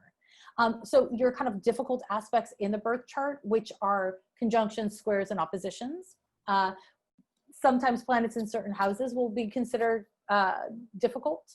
and I couldn't explain it to you simply because you would have to just basically like study astrology for years to understand what the fuck I'm talking about. You can buy my book. I talk about it, stuff like that, whatever, study astrology, blah, blah, blah. But you can look at all of these things, the difficult things, and know this. Every fucked up thing you see in your birth chart doesn't only describe the difficulty, it describes the tools you have to deal with the difficulty. Maybe that wasn't as exciting to you guys as it was to me, but it was to me. Okay, great. Yeah, thank you very much. Thank you. Yeah. When reflecting on the themes of the events that occurred at ages 7, 14, and 21, should I then think about them in the light of the themes surrounding my Saturn return? Example, 100%, yes. Saturn is in the third house Pisces. Say it again? Saturn is in the third house Pisces. And was there an example that I cut you off of? Nope, they said just example, Saturn is in the third house Pisces. Yeah. Okay, couple things. First thing, 100% yes, fuck yes, fuck yes, fuck yes. The themes from those ages are your themes for your Saturn return. And this is why, I don't know if you have any friends who are much older than you, but people in their 70s are still talking about their childhood shit. Because your origin story is always your origin story. Always, So yes, look at those things and let it inform you. Have compassion for your childhood self. And, a lot of you in your 20s, so you might think that this is stupid, but a 21-year-old is a child, IMO, looks like an adult, wears a bra like an adult, but really is a child. And so have compassion for 21-year-old you. Have compassion for 14-year-old you with all those hormones and all that pressure. Have compassion for 7-year-old you and look at who that person was and address it here. Now, Saturn in Pisces in Gemini, in the third house, of course, aspects are going to be a major indicator, but this has everything to do with how you feel you have a right or not to speak your mind and to have your unique opinions. You have a very particular processing style. If you have Saturn in the third house, your processing style is very literal. You take a minute to sort through data. And then when you understand things, you clamp down on your understanding, you're good. But you have your own learning process, your own speaking and listening style. You've got to learn how to accept it so that you can kind of lead with it. So people know who you are and they can choose to engage with you or not. And you can kind of have a more successful life that way. I hope it makes sense. Yeah. Powerful. Okay, got a long one. I moved to New York City after meeting my boyfriend in 2016, right when I was entering my Saturn return. It's taken a lot out of me mentally and emotionally, and I've never been able to make it feel like home.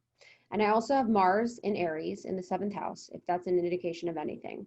He and I have worked through several challenges together, and I can see us continuing to grow, but we're coming to a point in our lives where we'd like to set roots. I'm reluctant to stay. I lost my job, and it's not looking hopeful out here, aside from his love. I'm really stubborn, and most of the time I need to hear it from others, so I'm wondering what lesson my Saturn return is trying to hammer in. And her sign is Sun in Virgo, Virgo in the 12th house, Saturn in the 3rd house. Okay, so Saturn in the 3rd house I just spoke to. So the first thing that I'll just say is you said you have Mars in the 7th, right? That's what she said? Yep, Mars in Aries. Yeah. Okay, if you have Mars and Aries in the 7th, if that tells me anything, it tells me you probably weren't dating very long before you packed up your bags and moved to New York. Yep, there it is. Yeah, Mars and Aries in the 7th is I have a feeling, I shall make it so. It's just impulses. The sex was good, you moved to New York. Okay, girl, here you are, right? And if you are in a situation where, okay, so that was 2016, you were 29, so how old are you now? Untethered Virgo? 31. Okay, you haven't hit your 33 yet. You don't like New York. You can't set down roots in New York, period. New York's a pain in the ass. Yep. I love New York. I am an East Coast girl living on the West Coast. But New York is so much work. It's so expensive. There's so much energy. If you don't want to be in New York, you can't set your roots there. Not at 31 especially, because guess what's going to happen?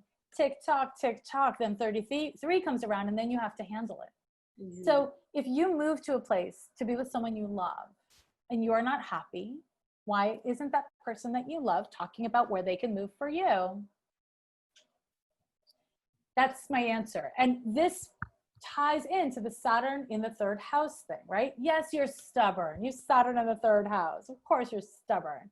But you also, at the end of the day, yield all the damn time. That's part of why you're so stubborn. You're defensive because you don't hold your own damn boundaries. Girl, I see you. Hold your own damn boundaries. And that might mean saying, I cannot set roots. I'm not saying we have to leave immediately, but I cannot set roots someplace that doesn't make me happy, that's this hard to live in. If our life together requires that I make all the compromises and concessions for the big things, how is that going to age? Sorry. Powerful. Yeah. Powerful. Okay. Hi, Jess. Thank you for this information. I'm 27-year-old Aquarius, Sun, Cancer rising, Taurus moon, Saturn in Aquarius in the 9th house. If I understand correctly, my message is to work on creating healthy boundaries with others and working on anchoring my ideas. My question is, do you have wisdom on how to be a better advocate for myself if I have difficulties communicating boundaries and my wants and needs in relationships? Could you repeat the astro data that was at the very onset again? Of course. Yep. Aquarius sun, Cancer rising, Taurus moon, Saturn in Aquarius in the 9th house. Okay, here's the thing. That was a Cancer rising and a Taurus sun. Is that right? Taurus moon, Aquarius moon. sun. Aquarius sun. Okay. Cancer rising, Taurus moon. That's what I want to talk to you about. See, this is your damn problem. This is your damn problem. And you didn't tell me all your chart, but this is what I'm getting as your upshot. You have too many minds. You have so many minds. You have so many minds. Okay, Saturn in Aquarius in the 9th. Aquarius sun, is it in the 9th? Nobody knows. Is your Aquarius sun in the 9th? Is it touching Saturn? Nobody knows. It's a very important detail you haven't shared with me. But okay, so here's the thing. Here's the thing. That Cancer Taurus thing is just like, I don't want to upset anybody. I don't want to be too much. I don't want to hurt your feelings. And so when we're talking about having boundaries and anchoring your big ideas, really like focusing your choices, that means you're going to bum some people out. People are going to be like, what? You're not like that. You always listen to me. I need you to keep on listening to me. I'm sad today. And it will be hard for you to orient yourself. So here's the work. The work is to center and prioritize authenticity over being accommodating. And that means recognizing that because you have a Cancer rising, you have a Capricorn descendant. So you have a tendency, because you're so self-protective of your feels, to be a little bit harsh with people by the time you set a boundary. It's kind of, your boundaries can have sharp edges to them because you feel a little uncomfortable with it. So it can come across too sharp or not clear, either or. So that's what you want to work on, being authentic and direct in whatever way is appropriate for you, whatever way is like in your personality wheelhouse. Boundaries are very hard. People who are good at them have worked really hard to get good at them. So you're going to have to do a lot of hard work around that. Yeah, I hope that answers. Yeah, that's powerful. I think that's good advice for anyone, really. I agree. Okay, Danielle says, I have Saturn in Aquarius at 5 degrees in the 5th house. I have read that having planets in the 5th house means it will be hard to conceive. Is this true? No. I also have Neptune, Uranus, and the North Node in my 5th house in Capricorn. Oh, Jesus. Okay. Having planets in the 5th house does not make it hard to conceive. Having Saturn in the 5th house can make it hard to conceive. Uranus in the 5th house often coincides with an erratic ovulation cycle. So you're like a cis female, I'm assuming, yeah? We should assume that. Okay, yeah. So Uranus in the 5th can give you erratic ovulation, which can mean unplanned pregnancies or difficulty in conceiving, depends, right? Saturn in the 5th house, you said it was in the sign of Aquarius. So that's not too bad for endometriosis. It can coincide with endometriosis or periods that are kind of like crampy, like a lot, because cramps are contractions. Actually, your period cramps are actually contractions. That's what they are. So Saturn is like a painful contraction, so it can give you like kind of like funky periods. And then Neptune in your 5th house just means you're so emo. Now, people who have Saturn in the 5th house often do not procreate until they're after that first Saturn square, so until after the age of 35. It's not a shouldn't, it's just what tends to happen. Most of the time when I've said that to people, they're super fucking bummed. So I'm sorry if that bums you out at all. Again, it's because you need to figure out how to embrace your own life and your own self in your life before you bring in a new life, so that a child isn't a way of hiding from yourself, which those of us with mothers know that that's a thing that can happen, right? I hope that helps. Yeah. That was beautiful. I don't. Oh, and you do have cysts. Specific Yeah. is crazy. Wow. Okay. What is the Yeah. significance of having a Cap North node because Saturn is planet of Capricorn? Ah, I'm going to just repeat the question. What is the significance of having a Capricorn North node and this is because this person has Saturn in Capricorn as well? No. They said because Saturn is a planet of Capricorn. I see. The connection you're making is a little bit what you're doing is connecting things that are not exactly connected. So if you have Saturn in Capricorn in your chart, then there is a significance. But there is not a Saturnian significance to having the North Node in Capricorn if your Saturn is not in the sign of Capricorn. So I don't know if that explained it. Yeah, perfect. Yeah. I'm 29, Saturn in Aquarius in the 8th house. My return started the day I started lockdown with a boyfriend. I just got shit. Sorry. He also has Saturn Aquarius. We Sure, fell of in course. love in 2019, but we broke up. We originally met when I was 21. I wondered if this is a clue as to why we broke up after 2 months of lockdown together 24/7 due to issues of our shared history. I'm Yeah. trying to find themes from the 714 number. Okay, here's the thing. Look at your 21. You met him when you were 21. Yeah. The lockdown was the greatest thing that could ever happen to you because it showed you that it wasn't sustainable. And when we break up with someone during the Saturn return, and here's a damn rule, okay? When we break up with somebody during the Saturn return, it means that we can't grow into the adult we want to be with them. Whether we get dumped or we dump them or we agree as a couple. That's what it means. And that's a rule. Mm-hmm. So as hard as it is to lose someone in this period, accept the evidence that you've been shown about the man he is and how it works with the woman you've become. That's hard to do. When we go through Saturn transits, we're not supposed to get back together with our ex. Sorry, guys. You're not supposed to. You're supposed to sit in your shitty feelings. Life is hard. Sorry. Life is hard, everyone. It is. My Yeah. Saturn is in Aquarius, but I'm also getting from my birth chart that it is in the 3rd house. That seems to conflict with the information you provided about the houses with Saturn. I'm an astrology newbie, so I'm not sure if I understand the difference between it being in Aquarius versus the 3rd house. I see. You are confused. You're very confused, and I'm here to set you straight.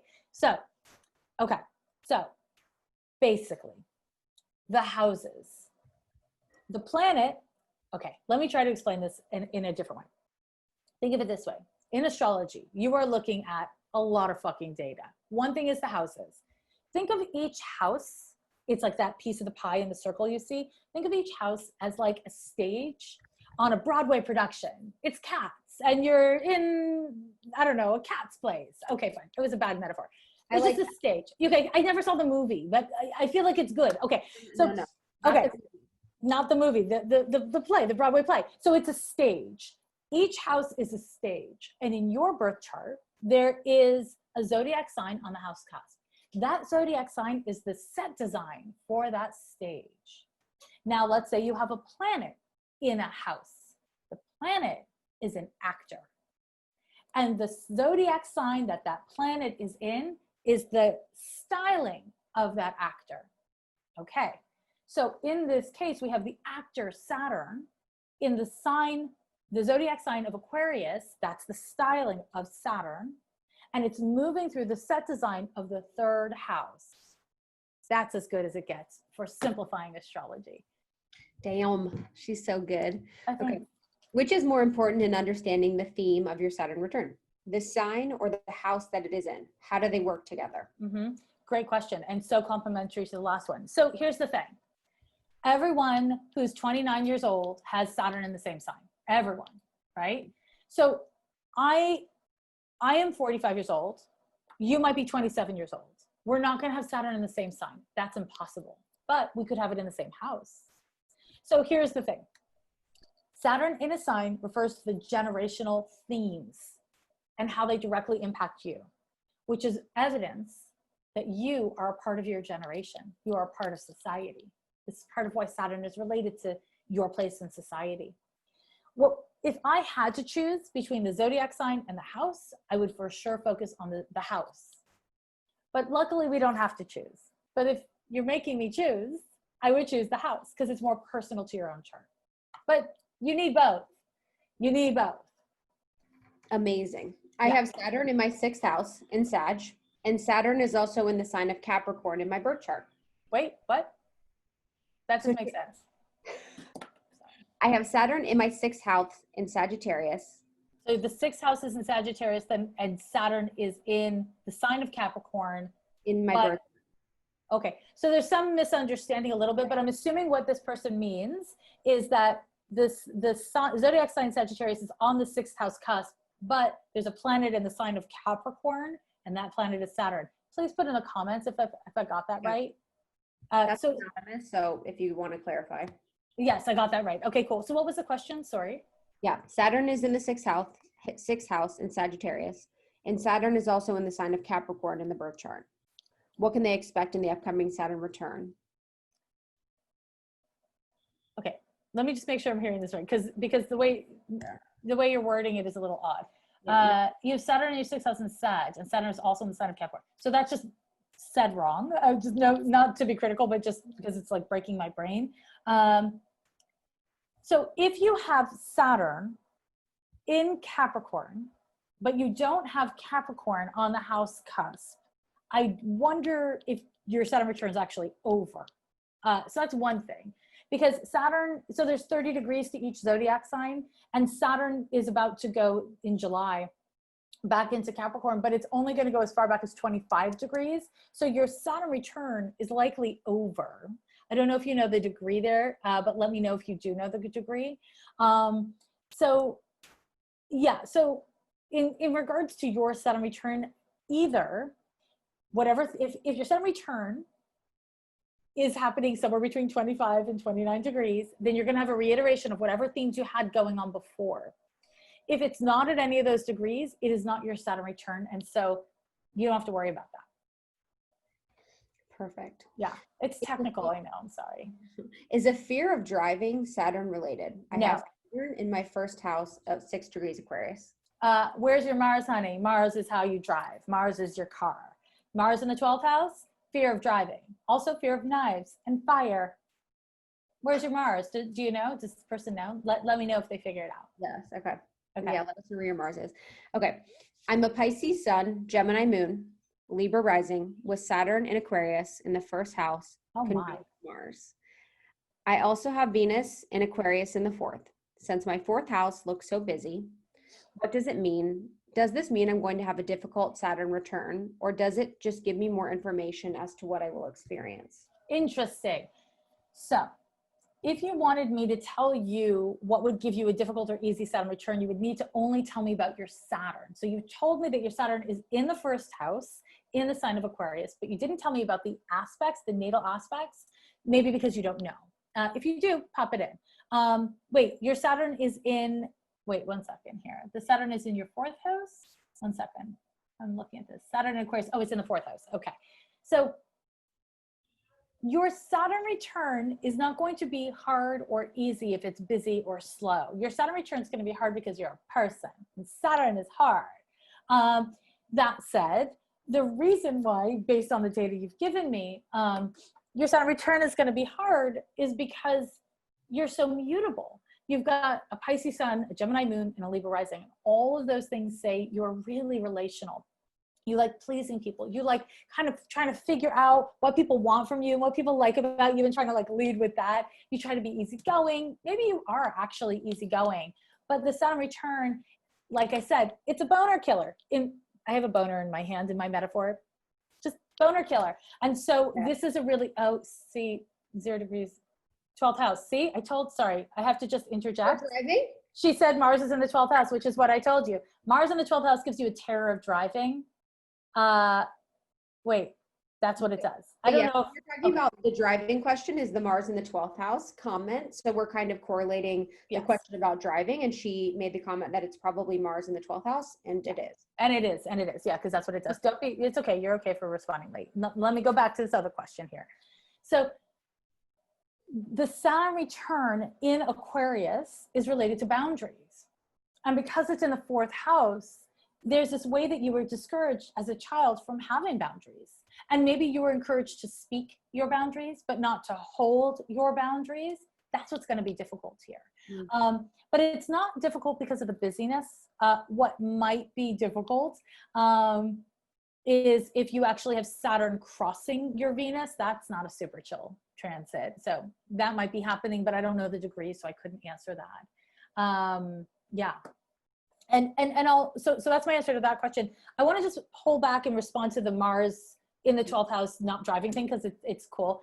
Oh, and you have Saturn conjunct Mars in the 12th house. Yeah, you do, girl. Yeah, you do. Okay, so Mars governs your car. And the reason why it governs your car is because Mars is how you move through the world. It's also your red blood cell count and your muscles, your musculature. Mercury is your bike, your bicycle. It's just like how you tootle around your neighborhood. I guess all those stupid little things like skateboards and like whatever those stupid little things that are all over my neighborhood, you know what I'm talking about. It's not a skateboard, there's a stick on it. You know what I'm talking about. Okay, that's probably Mercury, it's not Mars. Mars is your car. And if you've got Saturn conjunct Mars, your true issue is feeling like you don't have the authority to direct your own life. And so what I advise you to do is learn how to drive. But learn how to drive really conservatively. And this isn't the time because we're in a fucking pandemic. I also have Mars in the 12th. I didn't know how to drive, and because I had a terror of driving. And what I did was I hired a driving instructor that specifically worked with people with neurological disorders. So people who used to know how to drive, and then they had like a stroke or some sort of traumatic brain injury. And he taught those people how to drive, people with phobias of driving. He taught those people how to drive. I studied with that motherfucker for almost a year. I just was like so conservative because I was terrified. And it worked. I'm a great driver. I love driving. I have like biodiesel vintage Mercedes. I feel so arrogant about it. I'm just like good for the environment in a tank. You know what I mean? So it is literal driving and figurative driving, Mars. But Mars is literally, it's like the way that a person drives is signified by their Mars. So this person has a Saturn-Mars conjunction. So you're a tap on the brakes kind of girl. You're just going to be like speeding and tapping on the brakes compulsively. You need somebody to teach you. That's what you need. So I would pay someone for that. And don't let anyone bully you into learning how to drive, but learning how to drive will really be symbolic and powerful for you. Yeah. What a perfect person to ask that question to. Right. You know what I mean? How kismet. I know. Yeah. It's good. My Saturn is in Capricorn, 11th house, and I think I'm still in my Saturn return. I'm 30. At the beginning of my Saturn return, I went through my toughest heartbreak, and it's taken a long time to get through it. Now I feel like I'm just in a rut and things could stay the way they are forever. What can I do to use this time to make change and meet someone new? Okay, lots of things. First thing, you're not in your Saturn return. I really don't think you are. If you're 30, you should be done. It's possible. It's not super likely. Hopefully your heartbreak, and please pop it in the comments so I can see if this is true. Hopefully your heartbreak pointed you towards your friends. If you had Saturn in the 11th house, the reason why you went through the heartbreak is so that you would better develop your friendships, your platonic relationships, okay? That's what it was meant to do. And if you're feeling scared of being in a rut, like, listen, let me tell you something. I'm not gonna tell you to start dating during a pandemic. You figured out who your real friends were. That's what it was meant to do. Okay, so there's two things. Thing one, practically speaking, it's a pandemic. Don't go making out with new people. That's a little bonkers, right? We don't want to do that right now. We're about to hit a second wave. If you're not scared, I don't know what you're doing. Be scared. I don't mean to scare you, but also, come on. It's obviously going to get worse. So that's just common sense shit. Now, on the astrology tip, if you figured out who your real friends were and you're feeling stuck, that means you haven't made new friends, new kinds of friends. And that's what you're supposed to be doing right now. I'm sorry. I'm not saying don't date, although I'm super saying don't date, but also I'm not saying don't date because of astrology. I'm saying don't date because of the world. But I am saying to you, focus on your friendships. Maybe something will come of that, and maybe the thing that comes of that is you make new friends that are better for you in addition to your old friends. And then you meet someone through those new friends. It's not, it's not an isolated thing. That's my answer. I am going to continue the questions. I just love your honesty. This is like, Thank you. when it comes to this type of information, it's exactly what we need. So I really appreciate it. Okay. Next question. My Saturn and Uranus are in Sagittarius in the 8th house. Does that make sense? Saturn, and how old are you? How old are you is the question. Okay, all right. Okay, I believe you. I believe you. So my Okay, Saturn, you're 33. Okay, I believe you now. I believe you now. Okay, cool. my Saturn and Uranus are in Sagittarius in the 8th house, right next to my Sun, Moon, Venus, and Pluto Oh, I'm schwa. in the 7th house in Scorpio. One of my biggest challenges and part of my Saturn return was finding my voice to hold my space within intimate relationships. I relate. It still is one of my biggest challenges in my new intimate relationship, with my Mercury in the 8th house as well, but in Scorpio, and my Mars in Aquarius in the 11th house. Mm-hmm. I feel like I live constantly in two worlds, living within my internal Scorpio mind, and two, trying to reveal my true self to others, but I keep getting in my own way. How do I connect to the two worlds, internal and external? Great question. Okay, here's the deal. I don't remember hearing Saturn. Oh yeah, Saturn was in the 9th. Excuse me. Sorry. Hold on. I don't know if that made it better that I coughed off the mic. No, you're good. Okay, cool. So, damn. Okay. Oh, So here's Saturn's in the 8th, by the way. Oh, Saturn and Mercury's in the 8th. I'm going to paste it right here. So That'll help. Yeah, because it was a lot of data. let's see if I can do that. I'm just seeing that it's getting dark in here. If it gets too dark, let me know and I can turn on a light. Okay, there we go. Okay. So here's the thing. Oh, it is a long question. You were not lying. Okay, they're both in the 8th house right next to your sun. Oh, I misheard that. Okay. You're allowed to have fucking boundaries. That's the answer. You're allowed to have boundaries. Now, I know that. You know that. But you haven't accepted it. You haven't figured out how to embody it. And this is a really powerful thing for you to be doing in your 33rd year. And you will know come your 35th year whether or not you were successful. I don't mean that to sound ominous. It's just what it is. So you don't have to reveal yourself to others all the damn time. If you're trying to reveal yourself to others and you find that you can't, it's probably because you don't feel safe. So your question needs to be, do I not feel safe because this person isn't safe, or because I don't know how to tolerate vulnerability? And that's a difficult question to answer, but it's what you must make a practice of engaging with, okay? Yeah, oh God, vulnerability. That was correct. That's correct. Oh God, nobody wants to be fucking vulnerable. It's grotesque. It's awful. Don't do it. You must. And so what that looks like is not abandoning yourself when you're like, I was planning on telling this friend this personal thing, and then we got together and I couldn't say it. Well, maybe it's because that friend wasn't a safe person. Maybe it's because you're not ready to tell the whole story. Maybe you just tell a part of the story to begin with. You're allowed to have a diary with a lock. You don't have to tell everything to everyone. First, give yourself permission to have privacy and then start to open up. I think you've tried to go the other way around, and you've tried to like be everything and be open before really giving yourself permission to fully explore what the boundaries of your privacy are. That's my advice. I have a lot of compassion for everyone on this call's generation, because you are all coming up in this time where everybody compulsively self-disclose everything all the time. Something terrible happens, you post it online. You know, people are constantly sharing. And you know, you're the first generation in human history that is growing up with this, that are becoming adults in this. And it's not healthy. Honestly, it's not sustainable. It's not wise. But you are somebody's product. Every time you share on any platform, you are somebody's product. And so we've lost track of that because we're just focused on the like personal part. But understand, human development does not actually thrive with this much sharing. You're allowed to have your privacy. You're allowed to not share everything, you know? And this is a really important thing for everyone. But if you have Saturn and Mercury in the 8th house, girl, keep your damn secrets. It's okay. Stop pressuring yourself to be a compulsive self-disclosure. You don't need it. Ooh, I need to hear that. Okay.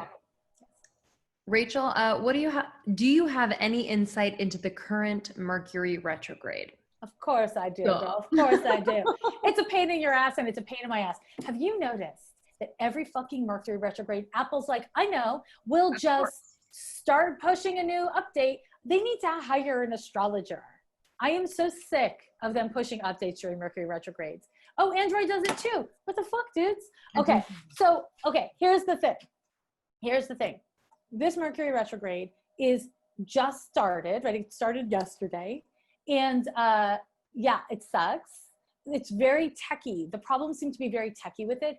And let me tell you, there's like a couple reasons why, but I'm going to focus on the quickest one for me to speak on, which is these goddamn eclipses. We're in eclipse season. Venus is retrograde. There's going to be eclipse on Father's Day. There's going to be eclipse on the 4th of July. OMG, OMG. And in the middle of it all is a Mercury retrograde. So every time you try to put yourself out there, Mercury's like, you sure you wanna? So retrogrades are always a time to review, reassess, recalibrate, restructure, revisit, yada, yada. It's the rule of Rees. Mercury is your mind.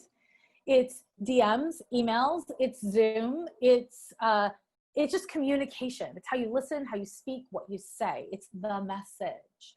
And so Mercury retrograde is when we're meant to reflect, look back, look within instead of move forward.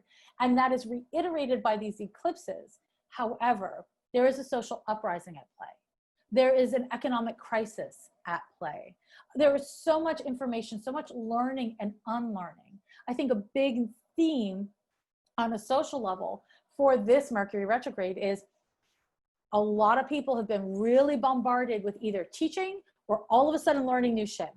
And this Mercury retrograde is a great time to really work on integrating. You don't have to make a performance of your learning, but to integrate, to really look back at what have your attitudes actually been? What kind of microaggressions have you actually been the perpetrator of? Really being willing and able to dismantle and reflect on those themes, in addition to whatever personal themes or in your professional or personal life may be occurring. This is the time to do it. It's not a terribly long Mercury retrograde. It's like on the shorter side of normal. But here we are. This is what it is. And as worried as you should be about that Mercury retrograde, yeah, there's an eclipse coming and it is not nothing. Wow. That's it. Yeah. When is the eclipse? So there's so the two next eclipses are occurring kind of like late at night in California time. So if you're on the East Coast or in Europe or whatever, or I guess in Central Time or Mountain Time even, it's happening the next day. So I'm focusing on the next day because so much of the world that I work, that consumes my work is there. So it's June 21st and then July 4th or July 5th, June 20th, depending on the date. It's right around there. Okay, great. Very soon. Next one, I often feel like I vacillate between pursuing my creative dreams, which I've always put off, and a more traditional path of success, which is more rooted in changing economic systems. I have Saturn in Aquarius in the 8th house, opposite Jupiter, Venus, Mars, conjunct in Leo in the 2nd house. Yeah. Cool. Do you have work in finance? They work in finance. Let us know. Let us know. I would assume you work in finance. Not at all. Not at all. What do you do? Are you willing to say it, Amanda? Nonprofit development. So structural development within nonprofits, not to do with the finances. Oh, fundraising. Okay, so you do work in finance. Okay. Fundraising is working in finance, just not in a capitalistic way per se. Okay. Oh, switching to solidarity economy work. Yeah, that's working in finance. That's what you're supposed to be doing. That's exactly the work. So it's not an either or. It's an and also. It's that work, having that Saturn there in the 8th house in Aquarius. Aquarius is a humanitarian sign. It's the sign of revolution. And Saturn is the work within institutions, within pre-existing structures. And the 8th house is other people's money. That's fundraising. That's getting money from one demographic of people and getting it to other people who actually need it. So you're right where you need to be. What needs to be the expansion is creating space and time in your life for creation, not for performance necessarily, not for making money, but for having a whole life, for having fullness in your life. So I don't think it's an either or, it's an and also. And that might mean periods of your life are going to be more about your work, and other periods of your life are going to be more about the creativity. You just got to play it out. A Saturn return period is always going to be less about creativity. Saturn wants you to edit your book, not write your book. Saturn's pruning, not planting. Okay. Yeah. Pruning, not planting. I love that. Yeah. Write that down. All right. Next question. All right. My Saturn is in Aquarius in the 3rd house. At 7, I lost my father figure, my older brother, in the sense that he left our family and we never recovered our relationship fully. At 14, I was in a relationship I shouldn't have been in and lost my virginity during a sexual assault. At 21, I was in my first adult relationship and I ended up leaving him. Is it safe to say that my first return will be learning my relationship with men and overcoming those fears? I think so. Yeah. It's finding your voice. And it might have to do, if your brother is still alive, with him literally and specifically. That might mean developing a relationship with him as an adult, you know? But certainly it is about finding your power and your voice with men or male figures. Powerful. Yeah. What impact is there when your planets are in neighboring houses? For example, Uranus and Neptune in 11th, Capricorn, Mars, and Saturn in 12th. Aquarius. It doesn't really work like that. It just means your planets are there. Unless what you're asking me about is like all of your planets are in one quadrant of the chart. There is an indication, there's a meaning of that, but it's not as serious as you probably think it is. People look at their charts and they're like, everything is in one spot. And they freak out, but it's not that big a deal. Yeah. It's not like a huge part of data. Yeah. Is it common for you to go through something at 21 that helps you heal / work through the events, such as act out against others, that happened at 14? Fuck yeah. That's the square, right? Like I said, it's like you're turning that corner and you don't know exactly what it's going to be, but you can really like make change. You know what I'm saying?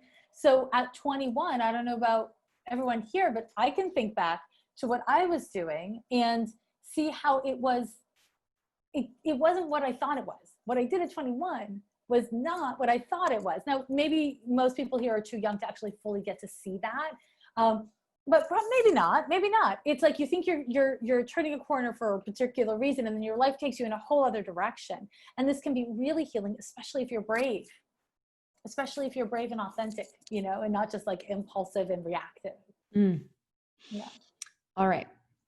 This is a longer one, so I'll read slowly. I'm planning to move abroad during my Saturn return, which is right around the corner. I'm feeling torn between wanting to return to my favorite city, which is Amsterdam, and put down roots there, or continuing working towards my childhood dream of living all over the world by moving somewhere totally different first, even if it's not as ideal of a fit, just to accomplish that goal before settling down in Amsterdam. The older and further into my career I get, though, the harder and more expensive these long distance moves become. I'm curious how my Saturn return will play into all of this and what I should expect during its transit. In early Aquarius, transitioning Saturn will conjunct my natal Mars and Venus, while opposing my Chiron just before entering my 3rd house. During the return itself, Saturn will quinsunct my midheaven and Jupiter. I'm going to put this in the chat so you can have it visible to you. I don't work with quincunxes. They're perfectly valid and wonderful, but I don't work with them. So just why? And you have Saturn at 12 degrees of Aquarius in what house? I don't see that. Maybe you could add that? 3rd house. Oh, okay, you did say that in the question. Okay. Okay, so there's a lot packed into this question, like a lot. And again, I'm sorry, this is like, call me grandma. I'm okay with it. But I'm just like, part of me is like, you're gonna move through countries during a global pandemic. How are you doing that? You don't understand. Or are you planning on doing it later? Because a lot of places have borders closed and it's not safe to be traveling. Because you could get sick, you could be passing it to people. So, you know, the Saturn return is so much about finding your place in society. And everybody whose Saturn return is occurring under the backdrop of a global pandemic. Part of your Saturn return is that pandemic. It's how you respond responsibly as a community member, you know, somebody who could just like breathe something onto someone who could die from it, right? So that is worth me naming. It's not separate from anything. And I will say that the third house is the place of the lungs and the respiratory system. Having Saturn there natally, you should not be cavalier with an airborne, you know, virus that impacts the lungs. Not that you should be scared. You really shouldn't be scared, but you shouldn't be cavalier either. So that's one part of the answer. The other part of the answer is, if you're talking about international travel, I actually want to hear about Jupiter, and I don't see that you shared that. Oh wait, 10 degrees Virgo Jupiter. Okay. Sorry, and that it's in the 9th house. Okay, so you have Jupiter in the 9th house, conjunct the midheaven, and that is why I don't work with quincunxes. So, oh, I see. You'd wait to move after the pandemic. So, just as an astrologer, we should not expect the pandemic to be over the next year. I don't think that's realistic, especially not in the U.S. And you know, who's going to close their borders to Americans? I don't know. I'm assuming you're American. I don't know if you are. Maybe a lot of countries if it really proliferates here and not in other places. So that said, Jupiter is where we look for international travel. If you have Jupiter conjunct the midheaven from the 9th house, wanting to live abroad it's always been there for you. The problem is, as soon as you settle down abroad, you're no longer abroad. Now you're rooted, right? And so there's like, I would want to actually, your question's a lot more complicated than I think you fully realize, or maybe you really do realize, but I don't have exactly the right information to answer this, because you're using this term settle down, which I have issues with, because I feel like settling down is kind of like, why would you settle? You know what I mean? Like, so there's like so many parts of this question that are a little bit tricky for me to get into, but traveling during your Saturn return tends to be lonely and unhappy. And if you can't travel during your Saturn return, specifically because of a global pandemic, then you might be lonely and unhappy about that. Saturn's a pain in the ass. So if you're like, I want to joyously strike into the world, move to Amsterdam, travel to other places, and you don't want to feel kind of isolated, then maybe don't do it. If you do end up traveling, I think the chances are high you'll be someplace where you don't speak the language, because Saturn will be in your 3rd house. So I don't know if I fully answered your question. I've tried. That's great. Okay, good. There it is. Okay. Okay, so we are at time. I do want to respect everyone's time. That was a thorough Q&A if I've ever heard one. I loved every minute of it. So talented. I'm in awe to watch you work, Jess. Like, for real. You are so thorough and succinct and clear, and thank you. Thank you. Thank you. Well, just on trend with our whole conversation, I just finished my Saturn opposition to Saturn. So my second one in my life, my first one as an adult, just like a couple of years ago, a year and a half ago, 2 years ago. And things really gel. Don't fear the aging. Don't fear the aging. You know what I mean? I'm a big fan of that. I really, really am. And I thank you all so much for asking these amazing questions and being so, I know I couldn't see anyone's face, but I felt like everyone was really engaged. Yes. So I want to say thank you. You felt that way too. Yes, you guys were such a delight to have. Jessica, you were so incredible. You know, it was so exactly like Lindsay said, clear and succinct. And thank you guys so much for joining. Where can everyone find you, Jessica? Find me on the internet at such places as Instagram at Jessica Lanyadoo, Twitter at Jessica Lanyadoo, Ghost of a Podcast twice a week. Anywhere that podcasts are heard. Also lovelanyadoo.com or ghostofapodcast.com. It brings you to the same location at this moment. So yeah, lovelanyadoo.com. You can read my weekly horoscopes. Also on Patreon, I'm teaching the tarot. And it's no small thing. You know what I'm saying? I break it the fuck down. So yeah, I'm all over the internet. Yes. Yeah. Thank you, baby. All right. Thank you guys so much for joining. We will see you later. This will be sent to you in following, so you guys have it forever to keep. We love you so much. Thank you, Jessica. I'll see you. Thank you. Thank you, Thank everyone. you. Bye. See you soon.